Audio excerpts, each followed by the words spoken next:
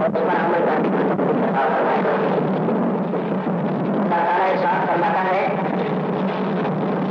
لقد من اللہ علی المؤمنین، البتہ تعلیم احسان فرمایا اللہ تعالیٰ نے مومنوں پر۔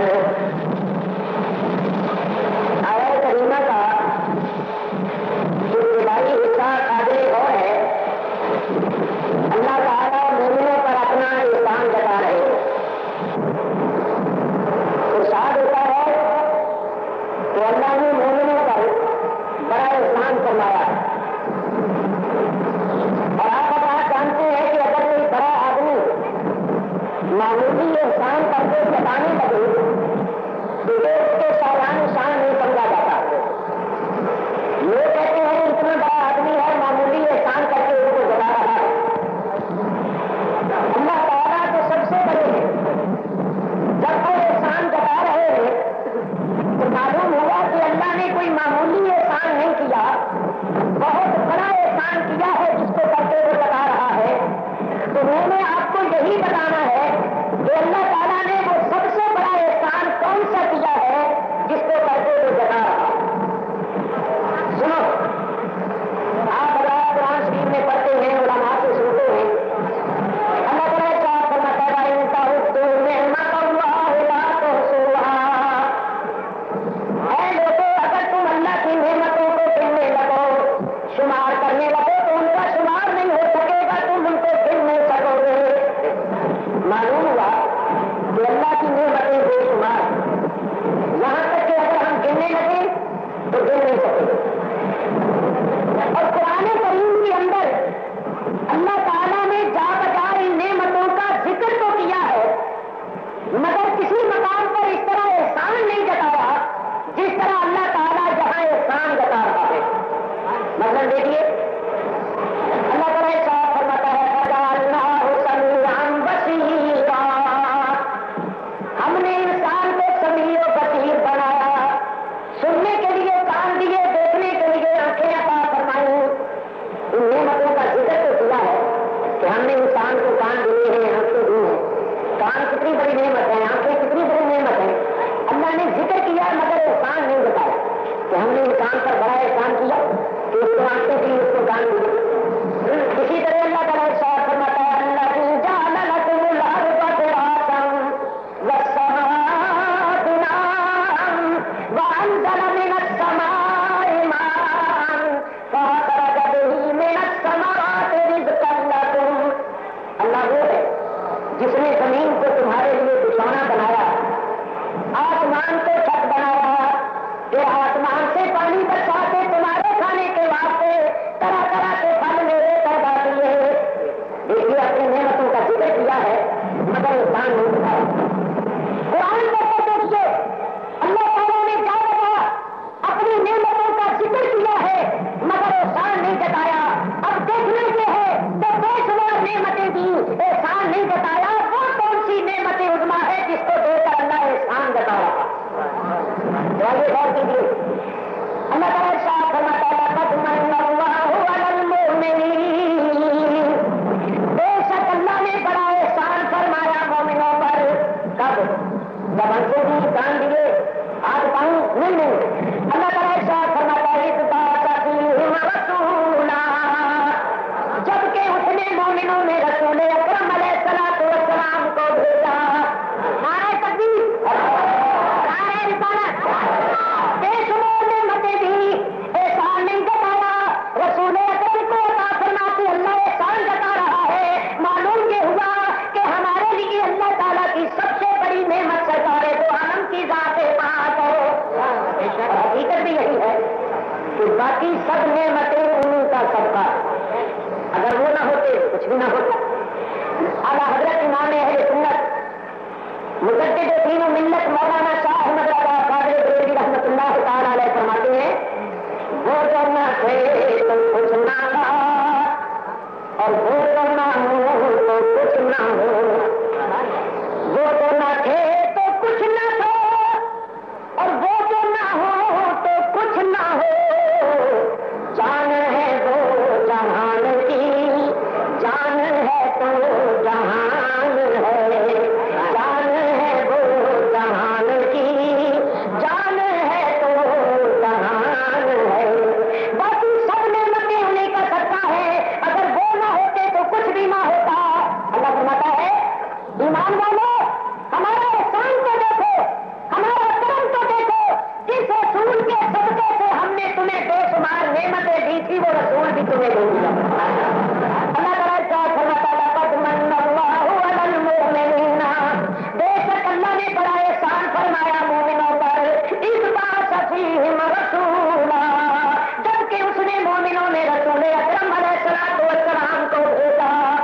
یاد رکھیے ہمارے لیے اللہ تعالیٰ کی سب سے بڑی نعمت سرکار دو عالم علیہ الصلوۃ والسلام کی ذات و بات ہے۔ یہاں ایک بات کرتا ہوں، بعض لوگوں کا نظریہ یہ ہے کہ اللہ تعالیٰ کی سب سے بڑی نعمت قرآن پاک ہے۔ بعض لوگوں کا مطلب یہ ہے کہ اللہ تعالیٰ کی سب سے بڑی نعمت دین اسلام ہے۔ بعض لوگوں کا یہ خیال ہے کہ اللہ تعالیٰ کی سب سے بڑی نعمت ایمان ہے۔ میں اس بات کو مانتا ہوں، آپ حضرات بھی مانتے ہیں کہ بلا شک و شبہ قرآن کریم اللہ تعالیٰ کی بہت بڑی نعمت، اس میں بھی کوئی شبہ نہیں کہ دین اسلام اللہ تعالیٰ کی بہت بڑی نعمت، یہ بھی حق ہے کہ ایمان بہت بڑی دولت۔ لیکن میں آپ سے پوچھتا ہوں، یہ بتائیے کہ قرآن جو بہت بڑی نعمت ہے، یہ قرآن ہمیں ملا تو کہاں سے ملا ہے؟ آپ کو ماننا پڑے گا کہ قرآن اللہ نے براہ راست ہمیں نہیں دیا۔ ہمیں قرآن ملا تو بارگاہ مصطفیٰ سے ملا، ہمیں اسلام ملا تو بارگاہ مصطفیٰ سے ملا۔ اسلام کس چیز کا نام ہے؟ جو کچھ نبی پاک نے فرما دیا وہ اسلام ہے، جو کر کے دکھا دیا وہ اسلام ہے۔ اگر آپ نہ ہوتے تو اسلام کہاں ہوتا؟ ہمیں اسلام کہاں سے ملا؟ تو یاد رکھو، ہمیں قرآن ملا تو ان کی بارگاہ سے، اسلام ملا تو ان کی بارگاہ سے، ایمان ملا تو ان کی بارگاہ سے، اور میں کہتا ہوں خدا کی قسم خود رحمان ملا تو ان کی بارگاہ سے۔ نعرہ تکبیر، نعرہ رسالت، اگر پاکستان مولانا محمد نبی والے، باقی سب نعمتیں انہیں کا کرتا ہے۔ ہمیں جو ملا ہے ان کی بارگاہ سے ملا ہے۔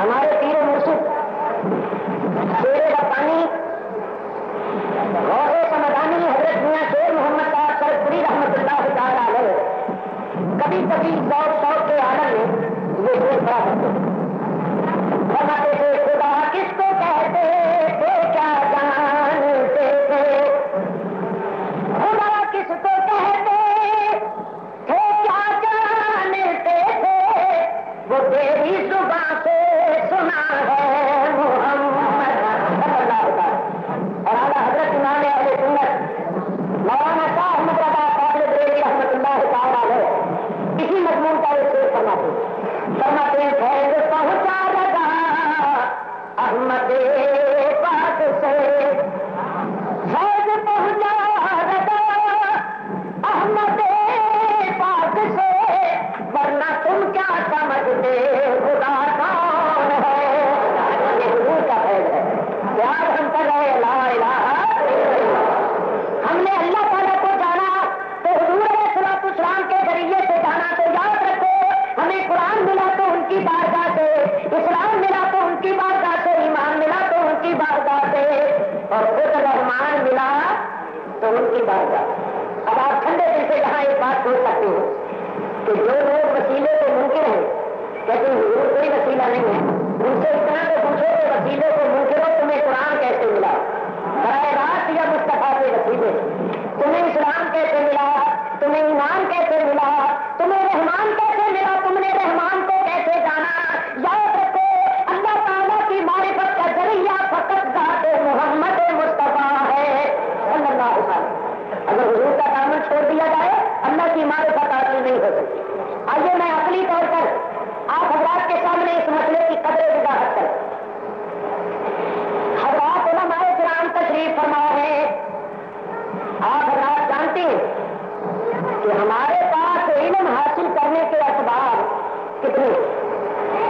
یہ ہمارے اساتذہ ہمیں پڑھاتے ہیں کتابوں میں، اور میرے بھائی طالب علم حضرات کتابوں میں پڑھتے ہیں اسباب العلم للمخلوق ثلاثۃ، مخلوقات کے بعد سے علم حاصل کرنے کے اسباب صرف کون کون سے؟ الحواس السلیمۃ والعقل والخبر الصادق۔ پہلا سبب ہے علم حاصل کرنے کا حواس خمسہ، بشرطے کہ وہ بھی درست ہو۔ دوسرا ذریعہ ہے علم حاصل کرنے کا عقل، تیسرا ذریعہ ہے سچی خبر۔ بس یہ تین ذریعے ہیں، کوئی چوتھا نہیں۔ اب یہ حواس سے ان چیزوں کا علم حاصل ہوتا ہے جو محسوس ہوتی ہے، جن کا تعلق عالم محسوسات کے ساتھ ہے، یا دیکھنے میں آتی ہے، یا سننے میں آتی ہے، یا سننے میں آتی ہے، یا چکھنے میں آتی ہے، یا چھونے میں آتی ہیں، آنکھوں سے ان چیزوں کا علم حاصل کرتے ہیں جو دیکھنے میں آتی ہیں، کانوں سے ان کا جو سننے میں آتی ہیں، ناک سے ان کا جو سونگنے میں آتی ہیں، زبان سے ان کا جو چکھنے میں اور ہاتھوں سے ان کا جو چھونے میں. بتائیے خدا تعالیٰ دیکھنے سننے سونگنے چکھنے چھونے میں آتا ہے؟ خدا تعالیٰ کی ذات بہت بلند ہے. ان حواس کی رسائی عالم محسوسات تک ہے. خدا تعالیٰ محسوسات سے بہت بلند ہے، بڑا ہے. یہ حواس عاجز ہے، ان کی وہاں تک رسائی نہیں، یہ وہاں تک جا ہی نہیں سکتے. جب ان کی وہاں تک پہنچی نہیں تو یہ لوگ وہاں سے کیا حاصل کریں گے؟ تو یہ ذریعہ آگے ہو گیا. اب میرے دوسرا ذریعہ ہے عقل. میرے دوستوں جس طرح حواس کی رسائی محسوسات تک ہے، عقل کی رسائی معقولات تک ہے. اور خدا تعالیٰ معقولات سے بھی بلند ہے، بڑا ہے.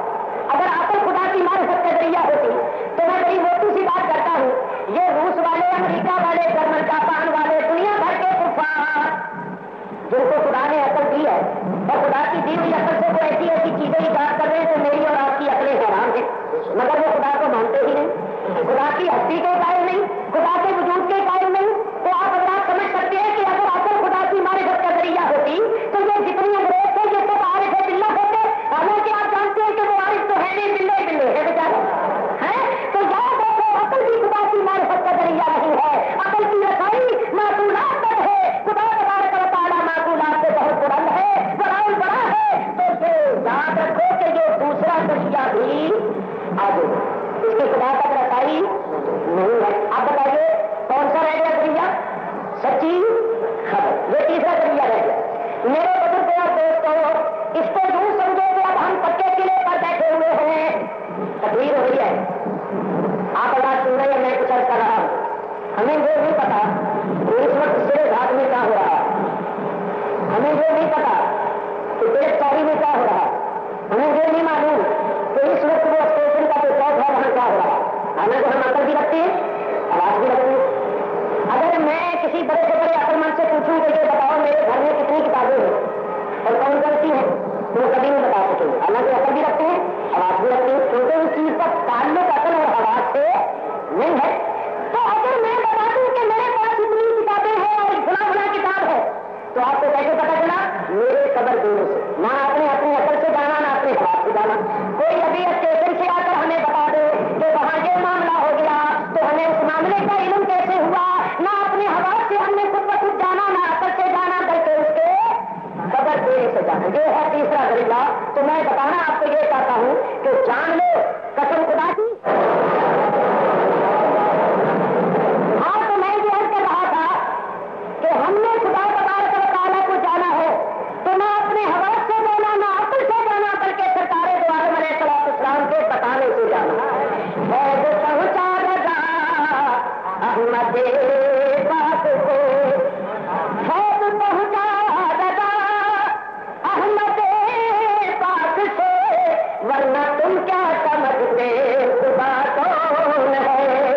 تو ہم نے خدا کو جانا تو سرکار دو عالم علیہ السلام کے ذریعے سے جانا. میرے دوست بزرگوں، اللہ تعالیٰ ارشاد فرماتا ہے لقد من اللہ علی المؤمنین اذ بعث فیہم رسولا. بے شک اللہ نے بڑا احسان فرمایا مومنوں پر جبکہ اس نے مومنوں میں رسول اکرم علیہ السلام کو بھیجا. ایک بات یہاں اور سنو، آپ حضرات نماز پڑھتے ہیں، اگر کوئی نمازی نماز کی شرطیں پوری کر کے نماز پڑھنا شروع کر دے، بڑی آرتی کے ساتھ، بڑے خشوع اور خضوع کے ساتھ وہ نماز پڑھ رہا ہے، اللہ اکبر، پہلے اس نے سنا پڑی تعبد، تسبیح، فاتحہ، سورت، پھر تکبیر کے بعد رکوع میں چلا گیا،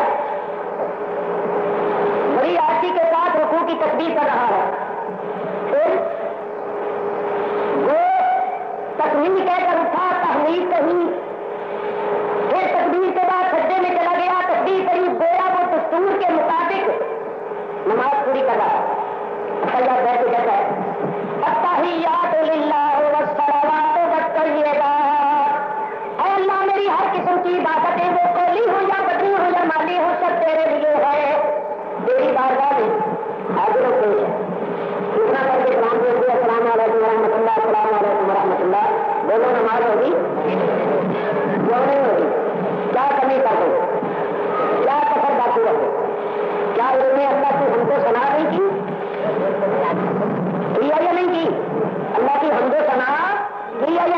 ہاتھ باندھ کے اللہ کے حضور کھڑا ہوا ہے یا نہیں؟ کھڑا ہوا ہے.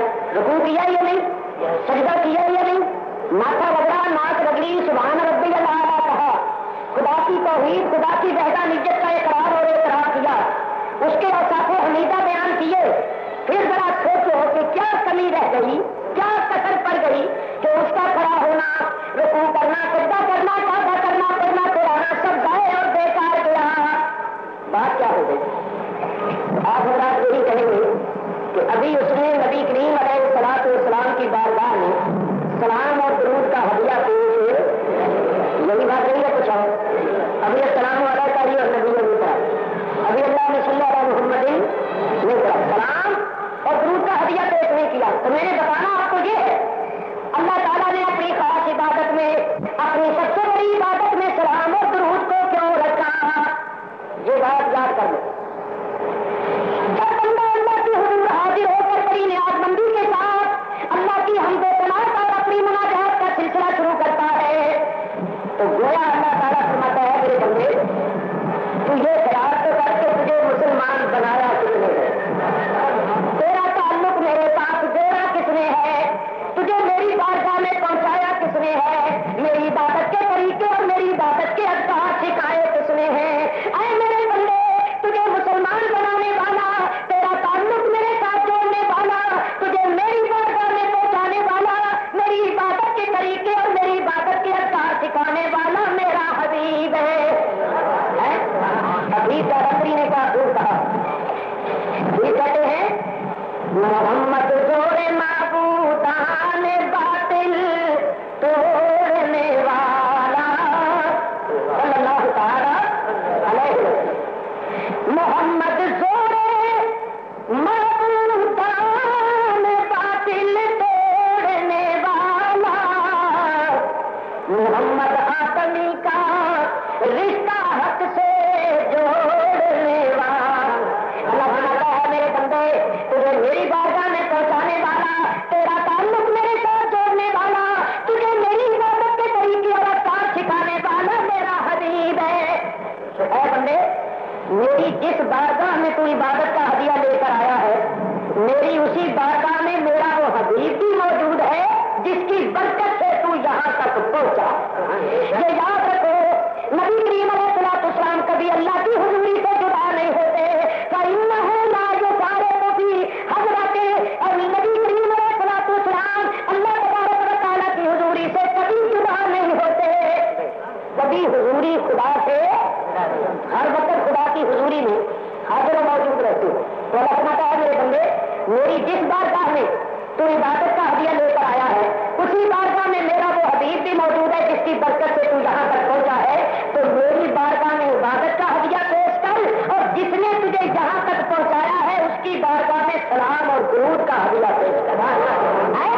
تو بندہ جب اللہ کے دربار میں نظر اٹھا کے دیکھتا ہے فإذا الحبیب حاضر فی حرم الحبیب، تو حبیب کے حرم میں حاضر و موجود پاتا ہے. تو پھر نبی کریم کی طرف توجہ ہو کر کہتا ہے السلام علیکہ ایھا النبی ورحمۃ اللہ وبرکاتہ. پھر درود کا ہدیہ پیش کرتا ہے. اللہ فرماتا ہے اب تیری نماز ہوئی، اب نماز ہوئی ہے. دیکھو بھائی ایک بات کہیں یاد رکھو، بزرگان دین فرماتے ہیں جب پر التحیات للہ والصلوات والطیبات، تو وہ عقیدہ رکھو کہ میں اللہ کے دربار میں حاضر ہوں، اللہ کی بارگاہ میں اپنی عبادت، اپنی زندگی، اپنی نیاز مندی کا ہدیہ پیش کر رہا ہوں. اور جب پر السلام علیکم ایھا النبی، تو یہ عقیدہ رکھو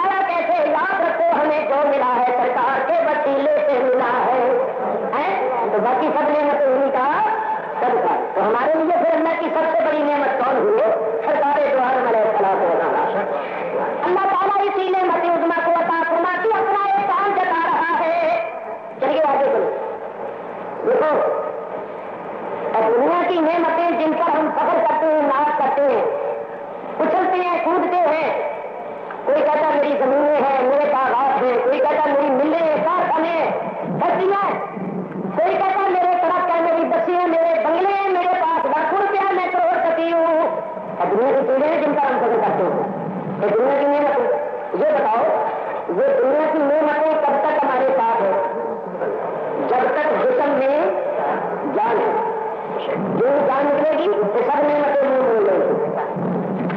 ملے اپنی جگہ کھڑی رہیں گی, کارخانے اپنی جگہ, بسیں اپنی جگہ, سڑک اپنی جگہ, کوٹیاں اپنی جگہ, کپڑے ٹوٹی کیس میں پڑی رہیں گی, پیسہ بینک میں پڑے رہے گا, کھانے پینے کی چیزیں اپنی جگہ پڑی رہیں گی, گلی باندھی ہوگی گھر والے وہ بھی اتار دیں گے, اونٹھی ہوگی وہ بھی نکال دیں گے. ٹھیک ہے یا نہیں؟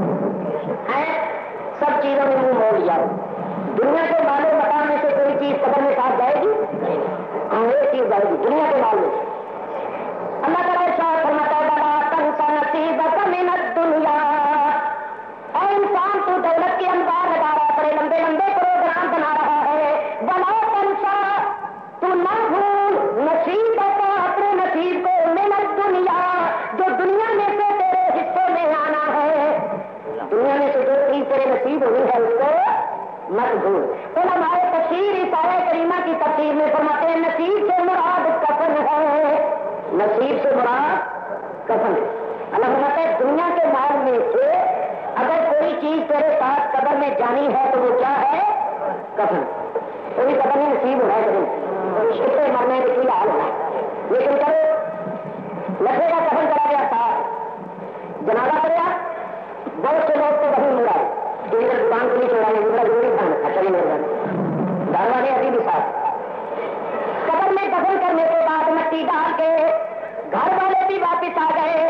اب سب نے منہ موڑ لیا. دنیا کی چیزوں نے تو نہیں منہ موڑ لیا تھا, دوستوں نے اور گھر والوں نے بھی دفن کرنے کے بعد منہ موڑ لیا. میں آپ کو بتانا یہ چاہتا ہوں جہاں سارے منہ موڑ جاتے ہیں کملی والا وہاں بھی منہ نہیں موڑتا. وہاں بھی قبر میں تشریف لا کر اپنے غلام کی قبر کو جنت کا باغ بنا دیتے ہیں. دنیا میں جو ملا تھا ان کے صدقے, اور دیکھو قبر میں راحتیں ملیں گی تو وہ بھی انہیں کے صدقے. چنانچہ حضرات علماء کرام تشریف فرما ہے, استاد علماء بیٹھے ہوئے ہیں, پوچھو صحیح بخاری کے اندر حدیث پاک موجود ہے. جب دفن کرنے والے دفن کر کے واپس لوٹنے والوں کو اٹھا کر دکھا دیتی ہیں تو فرشتے پوچھتے ہیں من رب کا, تو قبر والے بتایا تیرا رب کون ہے. ماں دینوں کا, تیرا دین کون سا ہے. من نبیوں کا, تیرا نبی کون ہے. تیرا نبی کون ہے. لیکن یہ یاد رکھنا یہ سوالات عربی میں ہوں تو دن بڑی جاؤ انگریزی کا نہیں انگریزی پر فرشتے آئیں گے عربی میں سوال کریں گے تو کیا بولا ہے انگلش میں بات کرو. زمانہ ترقی کر گیا ہے, لوگ سامنے تو انگریزی کوشش کر رہے ہیں. اور میرے بزرگوں اور دوستوں مرنے کے بعد قبر میں سب سے پہلا امتحان جو ہے وہ عربی میں, اور جنت میں جائیں تو اللہ کے فضل و کرم سے تو وہاں کی بلبولی بھی عربی, ہمارے رب کا کلام بھی عربی, ہمارے رسول کی حدیث بھی عربی, ہمارے فقہا کی فقہ بھی عربی, ہمارے اکابرین علماء کرام کی عربی میں کتابیں, لیکن ہم عربی نہیں پڑھتے. اور حد یہ ہو جائے کہ جو انگریزی پڑھے ہوئے ہیں وہ اپنے آپ کو تعلیم یافتہ سمجھتے, اور جو مولوی صاحب آنے عربی پڑھے ہوئے ان کو تعلیم یافتہ نہیں تھے. تعلیم یافتہ طبقہ آج کل کون ہے جو انگریزی پڑھا. حالانکہ انگریزی کو علم نہیں ہے تو ایک زبان ڈالو ہے جو آپ نے 8 سال لگا کے انگریزی بولنی اور سمجھنی سیکھی. علم تو قرآن میں ہے, علم تو رسول پاک کی حدیث میں ہے, اس کی تو تمہیں ہوا نہیں لگی, علم کدھر سے آ گیا ہے. علم تو ان کے پاس ہے جن کو اللہ تعالیٰ نے علم والا ارشاد فرمایا شاہد اللہ ہو, شاہد اللہ انہ لا الہ الا ہوا والملائکۃ واولو العلم قائما بالقسط. اللہ نے ان کو علم والا فرمایا ہے جو کتاب اللہ کا علم رکھو. اللہ تعالیٰ ارشاد فرماتا ہے یرفع اللہ الذین آمنوا منکم والذین اوتوا العلم درجات. اللہ نے تو علم والا ان کو ارشاد فرمایا جو قرآن پاک کا علم رکھتے ہیں, اور آج کل ان کو نہیں علم والا کہتے, یہ ملا نہیں ملا ہی تعلیم یافتہ طبقہ وہ ہے جو انگریزی پڑھے. تو بھائی میں یہ نہیں کہتا انگریزی نہ پڑھو, انگریزی پڑھو, مگر یہ تو نہیں ہے کہ انگریزی بولے تو ایسا معلوم ہو کہ چرچا کا پوجا ہے اور نماز کی باری آئے تو جا دینا کہا جاتا ہے میرا بھائی سنو تو سنا تو کہہ دے گا ملا گنج رکھا بھائی سنو سنا. اس طرح افسوس کی بات ہے کہ ہم دین سے اتنے دور ہوتے جا رہے ہیں, ہمیں دین سے کوئی تعلق نہیں رہا. ہمیں چاہیے کہ ہم دین کو دنیا پر مقدم رکھیں, سب سے پہلے قرآن شریف پڑھیں, اپنے دین کو سمجھیں, ہمارے رب نے ہمیں کیا کرنے کا حکم دیا ہے, کس سے منع فرمایا ہے.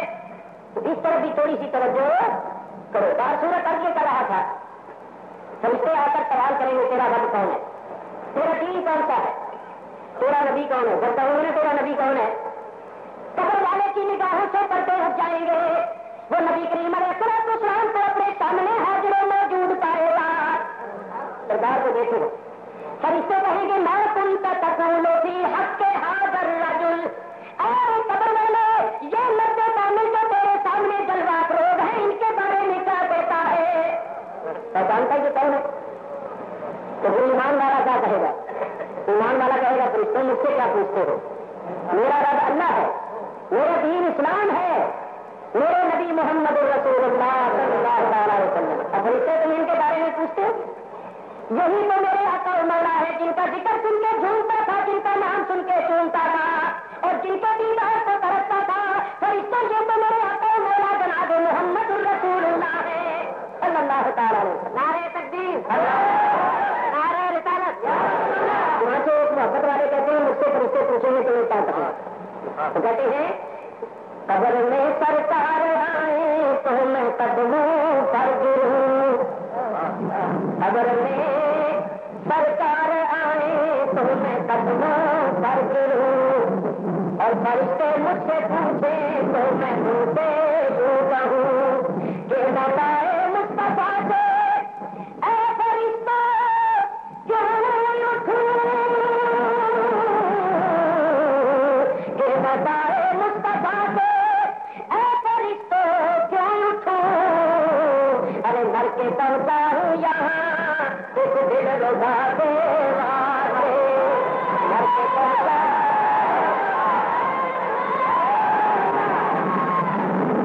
مر کے پہنچا ہوں یہاں اس دل رضا کے واسطے. ارے راستوں کے راستے تو وہ عید کا دن ہوگا, اہل محبت کے راستے تو وہ عرس کا دن ہوگا, خوشی کا دن ہوگا. فرشتے کہیں گے نہ مکمل نہ دل روس اور قبر والے اب تو اس طرح سو جا جیسے دلہن سوتی ہے. تو عیش کے ساتھ مزے کے ساتھ سو جا, سب تیری ناز برداری کریں گے. دلہن کو دولہا ملتا ہے, تجھے کونین کے دولہا ملے گا. اسی واسطے وہ دن بزرگان دین کے واسطے عرس کا دن ہوتا ہے, خوشی کا دن ہوتا ہے. اس سے بڑھ کر کیا خوشی ہوگی کہ سرکار دو عالم کا وصل نصیب ہوا. تو ایمان والے سرکار کو پہچانیں گے. دیکھا آپ نے دنیا میں انہیں کے نعمت, انہیں کے صدقے نعمتیں ملی تھی, قبر میں راحتیں بھی انہیں کے دم قدم کی برکت سے ملی.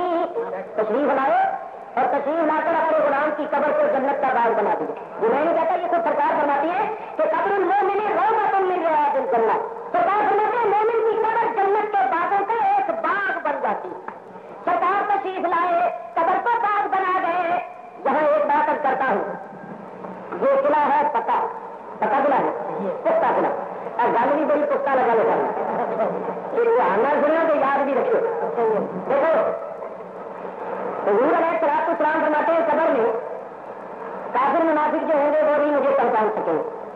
تو کہیں گے لا ادری ہونے جائے, اور مومن قیامت تک پیدا ہونے والے سرکار کو پہچان لیں. حضور علیہ السلام کے ظاہری زمانے میں بھی جو کافر منافق تھے انہوں نے بھی قبر میں نہیں پہچانا.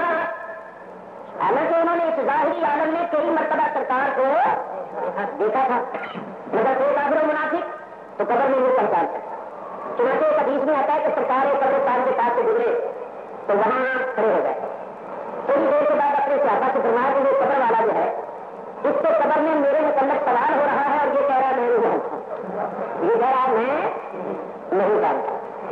تو جتنے کافر منافق تھے ان کے زمانے میں انہوں نے اس ظاہری عالم میں کئی مرتبہ سرکار دو عالم کو دیکھا تھا, مگر قبر میں نہیں پہچان سکے. اور جو حضور علیہ السلام کی وفات کے بعد مومن دنیا میں آئے یا قیامت تک آئیں گے انہوں نے اس ظاہری عالم میں سرکار کو نہیں دیکھا اور قبر میں فوراً پہچان لیں گے. صاحب حضرات نے کبھی غور کیا کہ یہ بات کیا ہے؟ انہوں نے ظاہری عالم میں دیکھا ہوگا مگر کافر منافق ہوں گے وہ قبر میں نہیں پہچان سکیں گے. اور جنہوں نے ظاہری عالم میں نہیں دیکھا ہوگا مومن ہوں گے بعد میں آنے والے وہ قبر میں فوراً پہچان لیں گے. تو یاد رکھو سرکار کی پہچان کا ذریعہ یہ سر کی آنکھیں نہیں بلکہ نمرے ایمان ہے. کیا کہہ رہا ہے؟ سرکار کی پہچان کا ذریعہ یہ سر کی آنکھیں نہیں بلکہ نمرے ایمان ہے. کافر منافقوں نے نور ایمان نہیں, جو سر کی آنکھیں تو ہے نہیں پہچان سکے. اور ایمان والوں نے سر سر کی آنکھوں سے نہیں دیکھا مگر نور ایمان ہوگا فوراً سرکار دو عالم کو پہچان لیں گے. معلوم ہوا سرکار کی پہچان کا ذریعہ نور ایمان ہے. یاد رکھو قرآن یہ کر رہا تھا کہ سرکار دو عالم علیہ الصلوۃ والسلام کی پہچان کا ذریعہ یہ سر کی آنکھیں نہیں بلکہ نور ایمان ہے. سننا ایک بات کرنے لگا وہ کتا بات آ رہی. میرے دوستوں بزرگوں سرکار دو عالم علیہ الصلوۃ والسلام کو اسی نے پہچانا جس نے نور ایمان سے دیکھا. جس نے سر کی آنکھوں سے دیکھا اس نے کہا ہمارے جیسے بشری ہے اور جس نے نور ایمان سے دیکھا اس نے کہا اللہ کا نور ہے. ابو جہل بھی دیکھتا تھا صدیق اکبر بھی دیکھتے تھے. ابو جہل سر کی آنکھوں سے دیکھتا تھا صدیق اکبر نور ایمان سے دیکھتے تھے. ابو جہل کہتا تھا محمد بن عبداللہ ہے اور صدیق اکبر کہتے تھے محمد الرسول اللہ ہے. یہ حضور کی پہچان کا ذریعہ کیا ہے؟ نور ایمان. اسی بات سے اللہ تعالیٰ قرآن پاک میں فرماتا ہے. اللہ تعالیٰ کیا فرماتا ہے؟ سمن بکمن عمی بہرے ہیں گونگے ہیں اندھے ہیں. کیا کافر جو تھے وہ سب کے سب بہرے گونگے اور اندھے تھے؟ ہاں کہتے ہیں اللہ کو فرما رہا ہے. اللہ کو فرما رہا ہے تو آپ تو نہیں ہے جو اللہ فرما رہا ہے. اللہ فرماتا ہے بہرے ہیں گونگے ہیں اندھے ہیں. لوگوں کے نزدیک تو کان والے تھے اللہ فرماتا ہے بہرے. لوگوں کے نزدیک زبان والے تھے اللہ فرماتا ہے گونگے. لوگوں کے نزدیک آنکھ والے تھے اللہ فرماتا ہے اندھے. بات کیا ہے؟ اللہ فرماتا ہے محبوبہ جب تجھے دیکھنے والی آنکھ نہیں رکھتے تو میرے نزدیک آنکھ والے ہو کے بھی اندھے اور جب تیرا کلمہ نہیں کرتے تو زبان والے ہو کے بھی گونگے ہیں اور جب تیرا کلام نہیں سنتے تو کان والے ہو کر بھی بہرے ہیں. ثابت ہوا کان والا وہ ہے جو مصطفیٰ کا کلام سنے اور زبان والا وہ ہے جو مصطفیٰ کا کلمہ کرے اور آنکھ والا وہ ہے جو مصطفیٰ کو دیکھنے والی آنکھ کرے. تو مصطفیٰ کو دیکھنے والی آنکھ ایمان کی آنکھ ہے. جس کے پاس ایمان کی آنکھ نہیں اس کو سرکار نظر نہیں آتی. بڑی پیاری بات یاد آئی ہے. مولانا روم نے لکھا مصنوعی شریف کے اندر فرماتے ہیں ایک دن لیلا جا رہی تھی لیلا مجنوں کی لیلا. تو کسی نے بادشاہ وقت سے کہا کہ جناب یہ لیلا جا رہی ہے. اس نے کہا کون سی لیلا؟ کہ وہی جس کے پیچھے وہ قید دیوانہ ہو گیا. کہ بڑھاؤ تو صحیح دیکھو تو صحیح وہ کون سی ہوں پڑی ہے جس کے پیچھے وہ مر گیا بیچارا. بادشاہی حکم تھا وہ آ گئی. مولانا روم فرماتے ہیں مصنوعی شریف کے اندر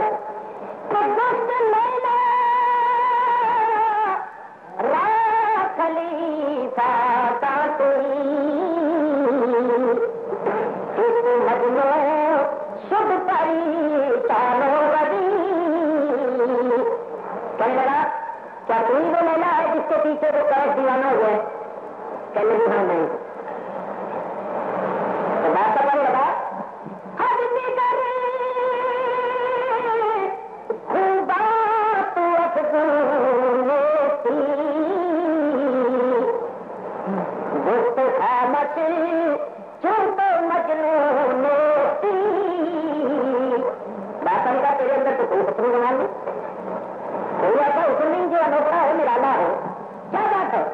تو لیلا نے کہا جب تم مجنون نہیں ہے تو دور کر دو. خاموش ہوگا. بادشاہ مجھے دیکھنا ہے تو پہلے مجنون بن.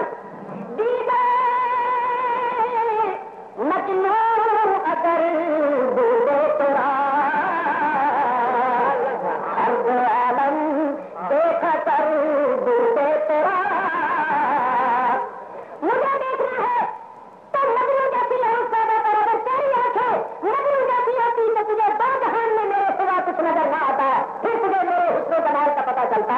مولانا فرماتے ہیں اگر لیلا کو دیکھنے کے لیے مجنوں کی آنکھ چاہیے تو مصطفیٰ کو دیکھنے کے لیے بدھی کی آنکھ چاہیے. سرکار قرآن علیہ الصلوۃ والسلام کی پہچان کا ذریعہ نور ایمان. نور ایمان. اور یاد رکھو اسی نور ایمان نے قبر میں کام دیا کہ اس کی ذریعے سے ہمیں سرکار کو پہچانو اور قسم خدا کی یہی نور ایمان حشر میں کام آئے. قرآن کر کے دیکھو اللہ تعالیٰ شاید فرماتا ہے لما تارا المؤمنین والمؤمنات یسعون بین ایدیہم وبایمانہم. قیامت کے دن تم مومن مردوں اور مومن عورتوں کو دیکھو گے کہ ان کے ساتھ ان کا نور بھی ان کے آگے اور ان کے داہنے چلتا ہوگا.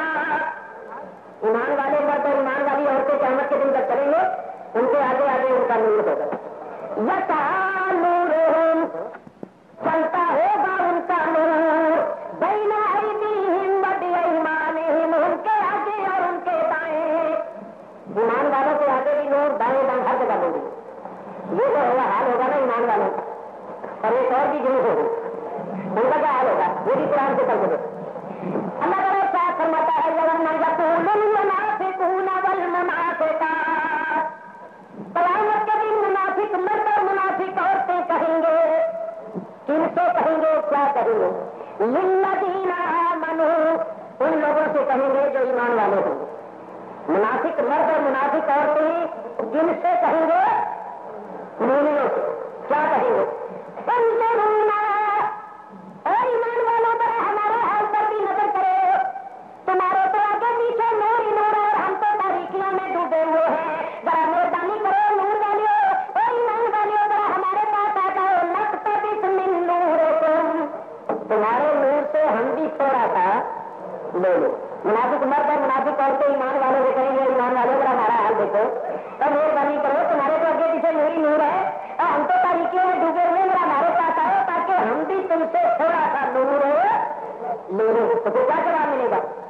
اللہ تعالیٰ صاحب فرماتا ہے کہ لرجعوا وراءکم فالتمسوا نورا، ان سے یہ کہا جائے گا کہ جاؤ واپس دنیا میں چلے جاؤ، وہاں جا کر نور مانگو۔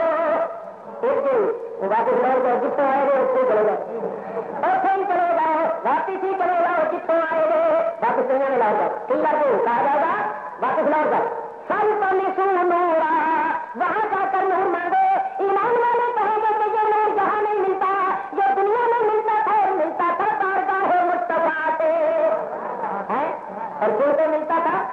جو نور مانتے تھے اور نور مانگتے تھے، اور جس طرح مانگتے تھے وہ کہتے تھے میں بتا تو بادشاہ بھر دے پیالہ نور کا، میں بتا تو بادشاہ بھر دے پیالہ نور کا، یا رسول اللہ میں بتا تو بادشاہ بھر دے پیالہ نور کا، نور دل دونا تیرا آقا، نور دل دونا تیرا، اور سخی نور دل دونا تیرا، اے دادا نور دل دونا تیرا، تیری آناد کی خیر نور دل دونا تیرا، تیرے دال صدقہ نور کا، نور دل دونا تیرا، تیرے دال صدقہ،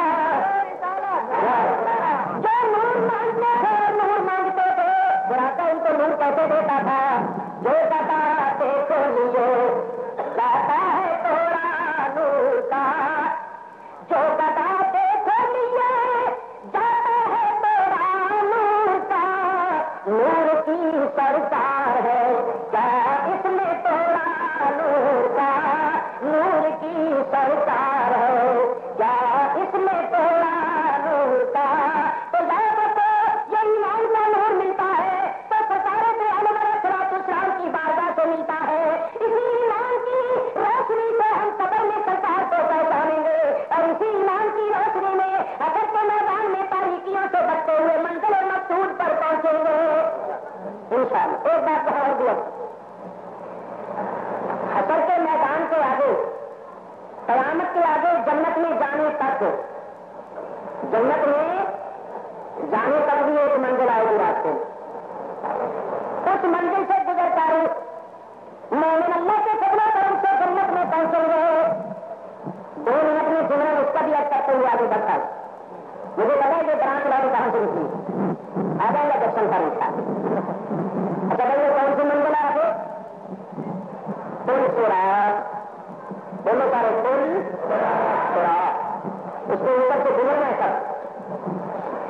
اللہ تعالیٰ قرآن پاک میں ارشاد فرماتا ہے منکم الا واردھا، یاد رکھو اس آیت کریمہ میں ورود بنانا عبور ہے، اللہ فرماتا ہے تم میں سے ہر ایک کو اس کے اوپر سے گزرنا ہے اور صراط کو عبور کرنا ہے۔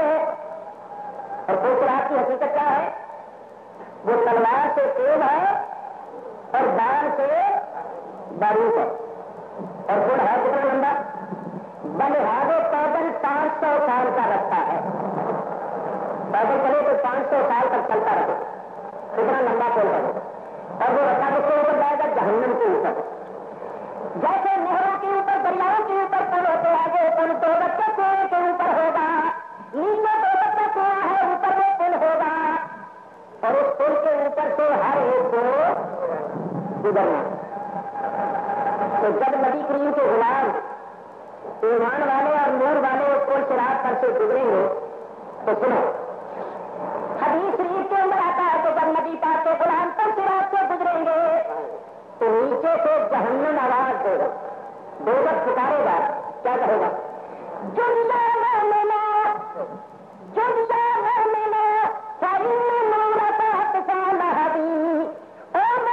جلدی جلدی گزر جا، تیرا نور میری نار کو بجھا رہا ہے. نور والے ایمان والے، اگر تو یہاں کھڑا رہا تو تیرا نور مجھے ٹھنڈا کر دے گا، تیرا نور میری آگ کو بجھا دے گا، اس لیے تو جلدی جلدی گزر جا. دیکھا آپ نے، اندازہ کرو جب سرکار دو عالم کی نورانی شعاؤں کا جو عالم ہے تو پھر اس نور اعظم کی شان کا کیا عالم ہے. اور یہاں ایک بات ضرور کرنا چاہتا ہوں، وہی بات حلوے مانگے کا پتھر ہوں تو میں ایک بات اب کرتا ہوں، کسی پر بہتان الزام لگانا بہت بڑا جرم ہے. صحیح بات اب کر رہا ہے. ایک تفسیر قرآن شریف کی کسی نے لکھی ہے، اس کا نام ہے تفسیر بلغت الحیران. تفسیر بلغت الحیران صفحہ 8 نوٹ کر لو. راول سندھی ہے، کبھی کبھی کوئی مولوی آگے، کبھی اگلا آگے، کبھی پراسی ہے، اتنی لکھی ہے. کیا نام ہے تفسیر کا بلغت الحیران؟ اتنے سمجھ کی اپنے استاد کی تقریر ہے. اس کو صفحہ 8 پر وہ ملا لکھتا ہے جس کی تقریریں جمع ہوئی تو وہ کہتا ہے کہ میں نے خواب دیکھا کہ میں اور نبی کریم صلی اللہ علیہ وسلم دونوں پل صراط پر سے گزر رہے. اور اس کا مطلب کہتا میں نے خواب دیکھا کہ میں اور نبی کریم دونوں پل صراط پر سے گزر رہے. تو پھر کیا ہوا؟ میں نے لکھا ہے ڈرائے تو اللہ ہوں جب تو سہن سکتے ہوں یہ الفاظ. وہ کہتا ہے میں اور نبی کریم دونوں پل صراط پر سے گزر رہے تھے تو میں نے کیا دیکھا کہ نبی کریم کا پاؤں پھسل گیا اور نبی کریم نیچے گرنے لگے. تو کہتا ہے میں نے نبی کریم کو گرنے سے بچایا. سہن سکتے ہوں یعنی سکوت، تو میں نے نبی کریم کو گرنے سے بچایا. میں اندازہ کروں ذرا کہ جس کا غلام گزرے تو دو بس چیز ہو جلدی گزر جا، نہیں تو میں ٹھنڈا ہو جاؤں گا. تو وہ سید الانبیاء حبیب کبریاء نور اعظم گزرے تو اس کا تو پاؤں پھسل جائے اور 14ویں صدی تو اللہ کا پاؤں نہ پھسلے اور وہ ایک گرنے سے بچا لے. اندازہ کرو کہ ساتھیوں کو اپنے ہیں یا نہیں، اور وہ بہت کمال ہے. تو تماشا یہ اگر ہم یہ کہیں نا تو حضور ہمیں گرنے سے بچا لیں تو کہتے ہیں اس پر کوئی نہیں بتا اللہ کے خلاف کوئی. اگر کہو نا حضور بتا لیں گے ایسے آدمی بتا لیں گے کہتے ہیں صرف حضور نہیں بتا سکتے. اور ادھر تو سارے صرف تو ہم کو پیے کا نا میں گرنے سے بچا میں نہیں بتایا. ارے تو بتا سکتا تو حضور نہیں بتا سکتے. صرف کا تو ایسے ہی ٹوٹ گیا. مگر دیکھو ذرا کتنی بڑی گستاخی ہے کہ سید الانبیاء کا تو پاؤں پھسل جائے اور اس کا نہ پھسلے اور پھر یہ بتاؤ تو مطلب بھی ہوا کہ یہ نہ بتاتا تو ماں اللہ سرکار گر گئے تو پھر کہاں گرتے.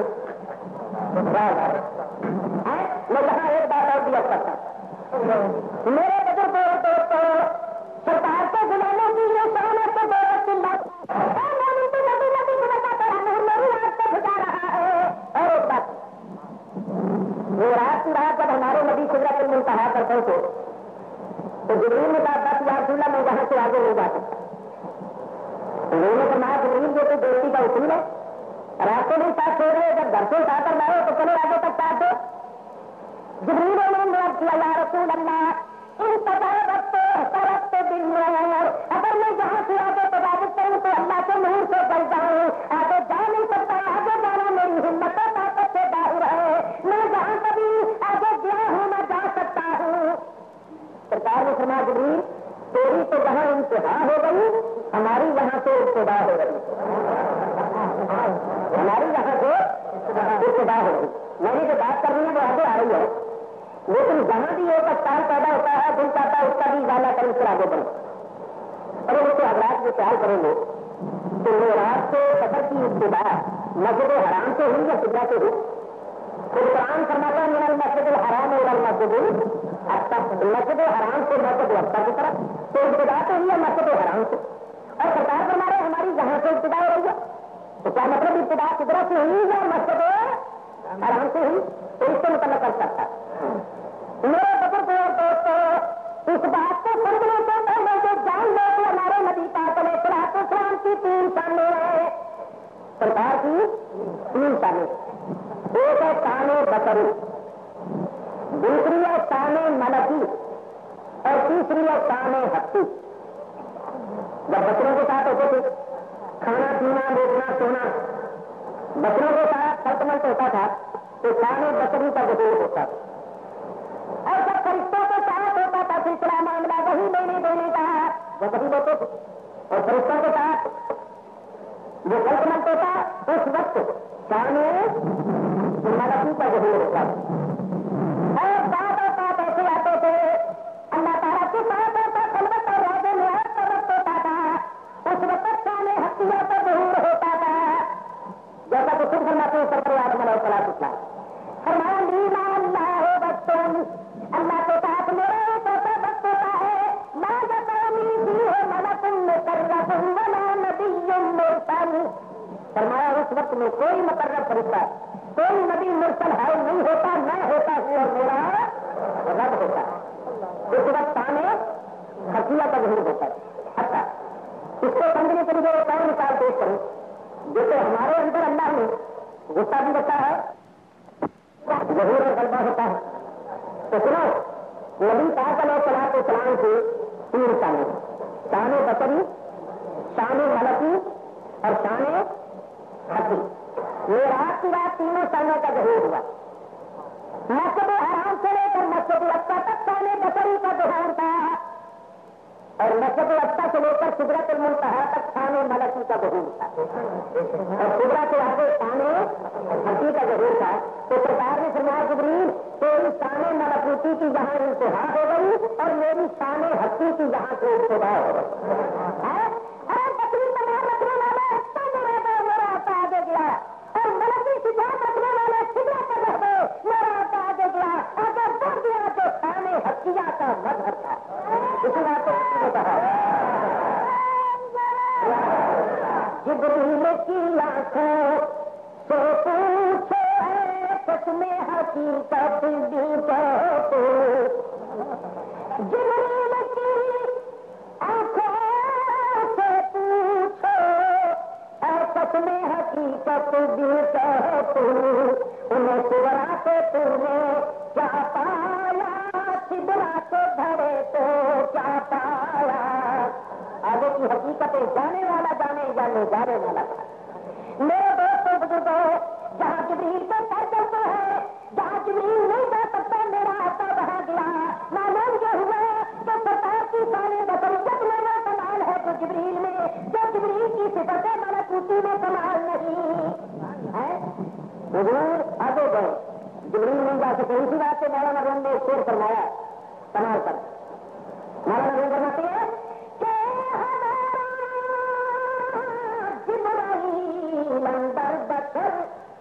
یا رسول اللہ آپ وہ سید البشر ہیں کہ ہزاروں جبریلی طاقتیں اور ہزاروں جبریلی لطافتیں آپ کی بشریت میں پہنچا جبریل اندر بشر بہر حق سور بلی بانگت نظر سرکار نے ساتھ فرمایا جبریل تیری یہاں انتہا ہو گئی تمہاری تلاش یہ ہے کوئی تمنا ہو کوئی مراد ہو تو بتاؤ ہم اللہ سے پوری کروا دیں گے جبریل امین نے کہا یا رسول اللہ میری ایک مراد ہے میری ایک تمنا اللہ سے پوری کروا دیجیے سبحان اللہ معلوم ہوا کہ جبریل بھی ماشاء اللہ سب کے سنی ہے اگر بربر ہوتے جبریل کہتے کہ میری جو مراد ہوگی میں خود ہی اللہ سے پوری کروا لوں گا مجھے آپ کے وسیلے کی کیا نہیں بتائیے میں کوئی گرتی ہوں گے وسیلہ تو گرتی لوں گے وہاں وسیلے کی کیا ضرورت اللہ تو سب کی سنتا ہے وہ آپ کی زیادہ سنتا ہے میری نہیں سنتا یہ تو یوں کہتے ہیں کہ اگر جی اتنا عرصہ ہو گیا رب کی عبادت کرتے ہوئے رب کا کام کرتے ہوئے لاکھوں برس رب کی عبادت کی ہے اور 1,24,000 پیغمبر تک اس کے احسان پہنچانے کیا میری وہ ایک مراد بھی پوری نہیں کری میں نے تو کبھی گناہ کیا ہی نہیں نہ سے میں نے کی نہیں اتنا فرما بردار کرتا ہوں تو کیا ایک بھی مانے گا میری جائیے میں اپنی حضرت اپنی مراد خود ہی پوری کروا دوں گا یہ نہیں کہا جبریل امین کہتے ہیں یا رسول اللہ میری ایک مراد پوری کروا دیجیے معلوم ہوا اس حقیقت کو جبریل بھی جانتے ہیں کہ مرادیں پوری کرنے والا تو اللہ ہی ہے مگر پوری کروانے والا بھی اللہ کا حبیب ہے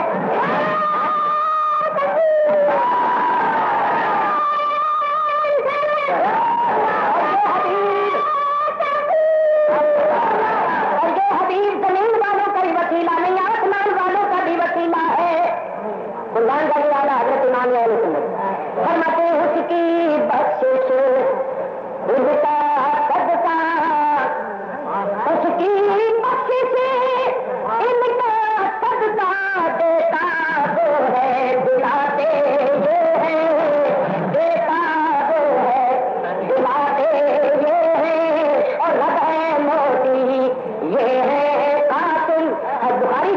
حدیث ہے حضور فرماتے ہیں انما انا قاسم واللہ یعطی، اور انما حسب کا کرنا ہے علماء سے پوچھو مانا اس کا یہ ہے کہ رب تعالیٰ جو کچھ عطا کرتا ہے اس کو میں ہی تقسیم کرتا ہوں، میں ہی قاسم ہوں۔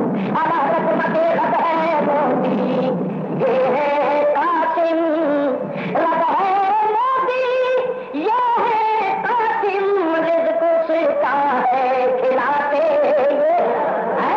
یاد رکھو دینے والا تو رب ہی ہے مگر دلوانے والے جو حبیب ہے۔ لوگ کہتے ہیں ہمیں وسیلے کی ضرورت نہیں ہے، براہ راست ہی لے لو براہ راست، جو براہ راست لیتا ہے اس کو نہیں ملتا، کیونکہ ذریعہ تو سرکار تو عالم کی بات ہے۔ دیکھو نا صوفیہ فرماتے ہیں نبی کریم کے نام میں غور کرو، سرکار کا نام ہے محمد صلی اللہ علیہ وسلم، سرکار کے نام کی دوسری مین جو ہے وہ مشدد ہے، اور ہر کوئی مشدد جو ہوتا ہے اس کا ماں قبل سے بھی تعلق ہوتا ہے، ماں باپ سے بھی ہوتا ہے۔ نیم سے ماں قبل ہے اور ماں باپ ہے دال، اور درمیان میں سرکار کی نیم ہے، نیم کا ہے سے بھی تعلق دال سے بھی، ہے سے مراد ہے حق، دال سے مراد ہے دنیا، درمیان میں سرکار کی ذات ہے، حق سے نعمتیں دیتے ہیں دنیا کو نعمتیں عطا فرماتے ہیں، خالق و مخلوق کے درمیان وسیلہ قدرا سرکار جوانوں کی بات ہے، نبیوں کو نبوت ملی، صدیقوں کو صدیقیت ملی، شہیدوں کو شہادت، ولیوں کو ولایت، ایمان والوں کو ایمان، عارفوں کو عرفان، مسلمانوں کو اسلام، لا ورب اللہ سے جس کو جو ملا ان سے ملا، لا ورب اللہ سے جس کو جو ملا ان سے ملا، بتی ہے کونین میں نعمت رسول اللہ کی، بتی ہے کونین میں نعمت رسول اللہ کی، حضور علیہ السلام وسیلہ ہے وسیلہ، ایک سپنے کا میں نہیں مانتا وسیلہ، میں سے چنگا کر اسرائیل آئے گا نا جان نکالنے کے لیے، اس کو کہنا کیا کرنا چاہے گا وسیلے کے پہلے رب نے اٹھا لو، رب کو بھول میری جان نکالے گا، میں وسیلے کو چاہنا دیکھو بھائی، اور رب جان بھی نکالتا ہے تو وسیلے سے وسیلے سے نکالتے آتے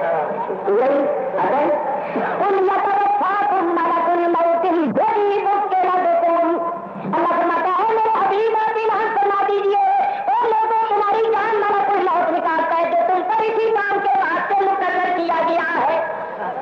اچھا ایک اور سنو، رب تعالیٰ نے جان پائی، رب نے جان پائی تو ہوتی وسیلے ماری، جان ڈالی تو نماز ایسے پوچھے مشتاق کے اندر بھی حدیث ہے، صحیح حدیث، فرشتہ آتا ہے ماں کے پیٹ کے اندر اور بچے میں روح ڈالتا ہے، اس کی عمر لکھتا ہے، یہ بھی لکھتا ہے کہ یہ وقت ہوگا یہ لوگ وقت ہوگا، یہ بھی لکھتا ہے کہ ساری عمر میں کتنا کھائے گا، فرشتہ سب سے روح ڈالتا ہے۔ بولو رب نے بچے میں روح ڈالی تو براہ راست یا وسیلے سے، اور روح ڈالی بھی وسیلے سے تو کڈی بھی نکالی بھی وسیلے سے، ہیں سارے کام وسیلے میں۔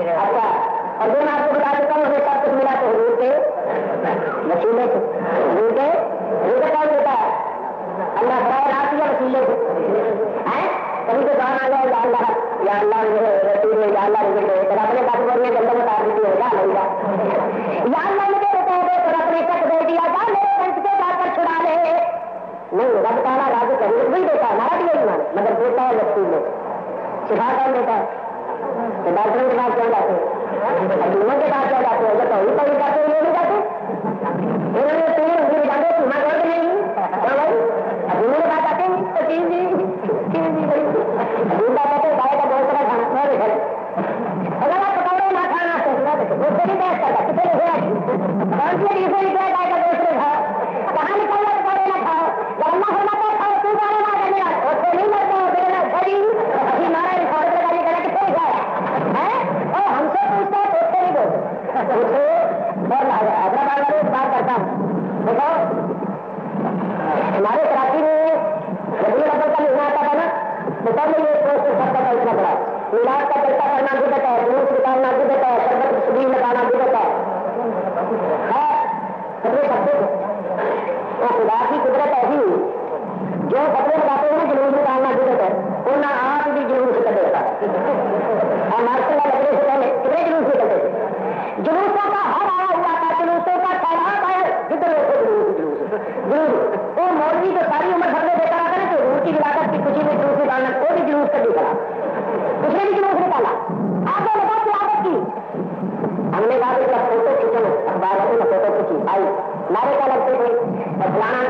سفید زندہ باد افضل زندہ باد فلانا مرزا سچ وہ بھی ہوگا ادھر آگ لگا توڑ ہے تقریبی کاروائیاں. میں کہا دیکھو ساری عمر میں انہوں نے ایک جلوس نکالا اور ایک کتاب پڑھا کر دیا. اللہ پاک نے ہمارے مقدر میں سرکار دو عالم کا جلوس لکھا ہے. ہمارے جلوس میں نعرہ تکبیر نعرہ رسالت نعت کرنی ذکر چاہے ان کے جلوس میں بھٹو زندہ باد نعرہ تکبیر نعرہ رسالت مقدر اپنا اپنا مقدر. ہماری قسمت میں تاکیدہ کے نیچے تھا انہوں نے قسمت لے لکھا ہے. وہ آئے تو پیدا ہوا اس سال انہوں نے کوئی پوسٹر نہیں چھاپیا. شرم آدمی نے بھی ایسا خود جو جلوس کر دیا تو تیرے منہ نہ لاتی ہے بدعت ہے. اور ایک بات اور سنو میں دعوت فکر دے رہا آپ نے اخباروں میں پڑھا ہوگا کہ نوجوان لڑکیاں انہوں نے جلوس نکالے یا نہیں ماشاء اللہ کی جلوس ہے. کاجوں میں پڑھنے والی نوجوان لڑکیاں ننگے منہ ننگے سارے ہاتھ اونچے کر کے بلند آواز سے نعرے لگا کے انہوں نے جلوس نکالے. بازاروں میں پھر کے انہوں نے بے غیرتی اور بے حیائی کا مظاہرہ کیا. اسلام کی عورت کو اذان کہنے کی اجازت نہیں دیتا, خطبہ پڑھنے کی اجازت نہیں دیتا, تکبیر کہنے کی اجازت نہیں دیتا. اس عورت نے بلند آواز سے نعرے لگا کے بازاروں میں کھلے پیر کھلے میں جلوس نکالا.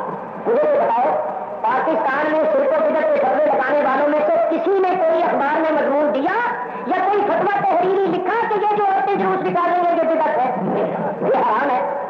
عورتوں نے جلوس نکالا صحیح حرام صحیح ناجائز ان کے فتوے حرکت میں نہیں آئے. رسول اللہ کی ولادت کی خوشی میں جلوس نکالا جائے تو فتوے حرکت میں آ جاتے ہیں, قدم چلنے لگ جاتے ہیں. معلوم ہوا ان کو دکھ ہے تو رسول اللہ کے پاس اور کسی بڑا جلوس اب جائے ان کا جلوس نکالو بدلا لگا دیتے یہ کیسی بات ہے. اور میں آپ کو بتاؤں سرکار کی ولادت کے وقت فرشتوں نے جلوس نکالا. جو کام اٹھا کر دیکھو حضرت آمنہ فرماتی ہے میں نے فرشتوں کا لشکر دیکھا. آگے جو فرشتے تھے ان کے ہاتھوں میں 3 جھنڈے تھے. انہوں نے ایک جھنڈا مشرق میں ڈالا ایک مغرب میں ڈالا ایک بیت اللہ پر ڈالا. فرشتے جلوس نکال کر زمین پر آئے سرکار کی ولادت کی خوشی میں فرشتوں نے جلوس نکالا.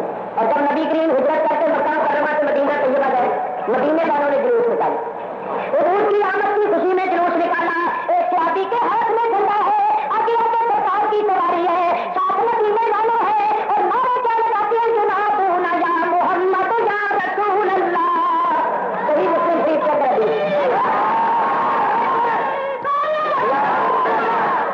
مدینے والوں نے کون جلوس نکالا ان کو حضور کی آمد کی خوشی تھی.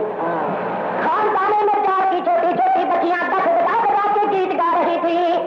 کیا کر رہی کہہ رہی تھی تمہاری بدرو علینا من سنیات الوداعی وجب شکر علینا ماتا للہ دائی.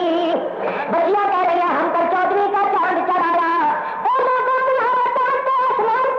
ہمارا چاند بتا کی گھاٹیوں سے نکلا.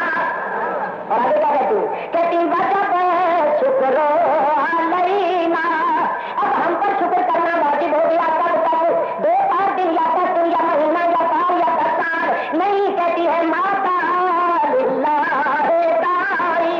جب بھی کوئی دعا کرنے والا دعا کرے ہاتھ اٹھائے اس پر لازم ہے کہ سب سے پہلے اس بات کا شکر کرے مولا تیرا شکر ہے تو نے اپنا حبیب ہمیں دے دیا ہے. جب ان بچیوں کے ساتھ اڑ گئے نا تو دب بتا کے گا رہی اور کیا گا رہی تھی حفیظ جلندری نے ان کے دور کا ترجمہ کیا. وہ کہتی تھی ہم ہیں بچیاں نجار کے عالی گھرانے کی. ہم ہیں بچیاں نجار کے عالی گھرانے کی. خوشی ہے آمنہ کے لال کے تشریف لانے کی.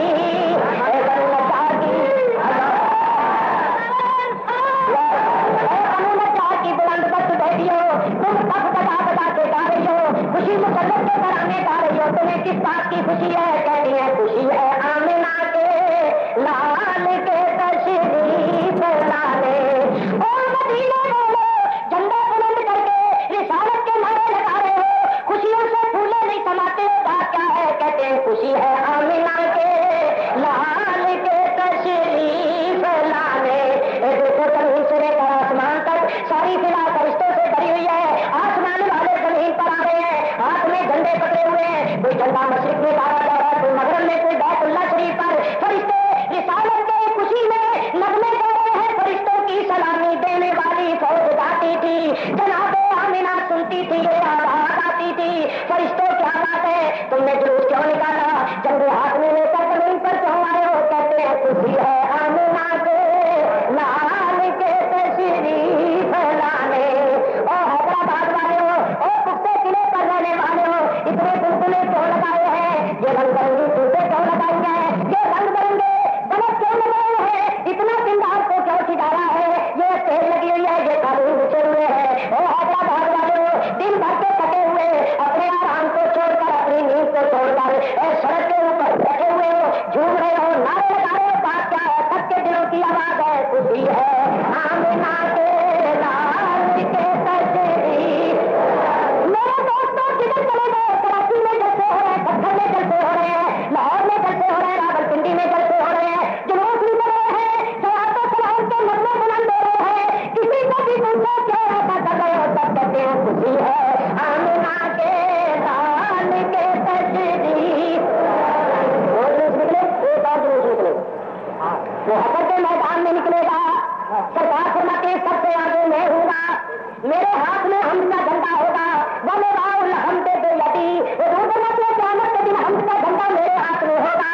انا قائد المرسلین, میں سارے رسولوں کی قیادت کروں گا, سارے رسول میرے پیچھے ہوں گے, میں جھنڈا ہاتھ میں لے کر رسولوں کا قائد اعظم ہوں گا.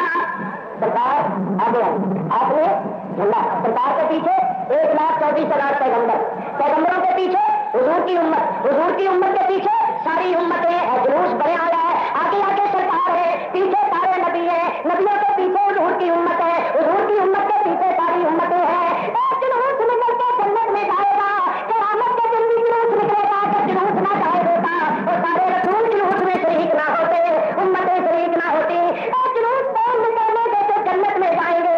جو یہاں جلوس نکالنا بدعت کہتے ہیں, انہوں نے وہاں بھی شریک نہیں ہونا. تو جو ہوگی گئے تھے ایسا ہوگی نہیں گئے, اگر کہنا ان سارے جلوس کے ہوا نکلے گا, تم ساری عمر بھی کنجر کرنے رہو. اور جب دنیا میں حضور کے جلوس میں شریک نہیں ہوئے, اب کیسے ہوتے جو بھی حضور کا ہی جلوس ہے. آگے دیکھو ٹھنڈا پکڑ کے کون لگا ہوا ہے, تو جلوس نکالنا جائے گا. بولو جلوس نکالنا اپنا مقدر ہے, ہمارے جلوس یہ ہے, ان کا جلوس وہ. خیر میں آج یہ کر رہا تھا, میرے دوستوں بزرگوں, دنیا میں جو ملا ان کے صدقے, قبر میں راحتیں ملے گی وہ ان کے صدقے. صدقے یا رسول, یہ سب نہیں کر سکتا ہے. وہ جہان ہو گئے, ایک تیسرا جہان نہیں ہوگا. تو دیکھو اس کے بعد دوستوں کو ختم قیامت یوم آخرت, اللہ تعالیٰ دن آخرت ہم یؤمنون. ایمان والے متقی پرہیزگار جو ہے وہ قیامت پر یقین رکھتے ہیں. یوم آخر پر یقین, مطلب آخرت ہوں آخرت پر یقین رکھتے. شبہ نہ کرو, جس نے غلہ کرا کر بھی شبہ کیا ایمان سے جاتا ہے. قیامت پر یقین ایمان رکھنا یہ ضروریات دین میں سے ہے. یاد رکھو ایمان والوں کو کرو گا اس کا بھی شبہ نہیں. یہاں 2-3 اسلائی باتیں بھی رکھ کروں. دیکھو ایک بنیادی چیز سمجھنے کی کوشش کرو. کافر آخرت کے قائل نہیں, جناب خدا جنت و دوزخ کے قائل نہیں. آپ سمجھ سکتے ہیں جب وہ آخرت کے قائل ہی نہیں, آخرت کی زندگی کے قائل ہی نہیں, تو ان کے نزدیک جو کچھ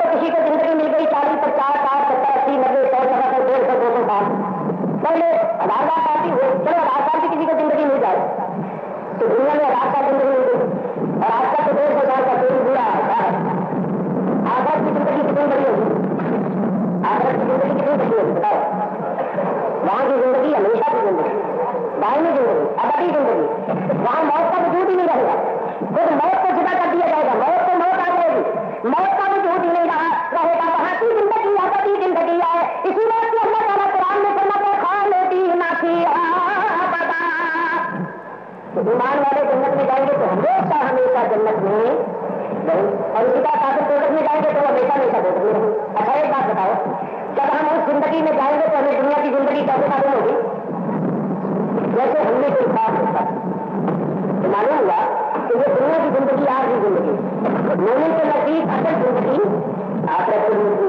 تو اب ذرا عقلی طور پر سوچو کہ 160 روزہ زندگی ہے آر کی پانی زندگی، اور ایک دائمی ہمیشہ کی زندگی ہے، کون سی زندگی کو کامیاب بنانا چاہیے؟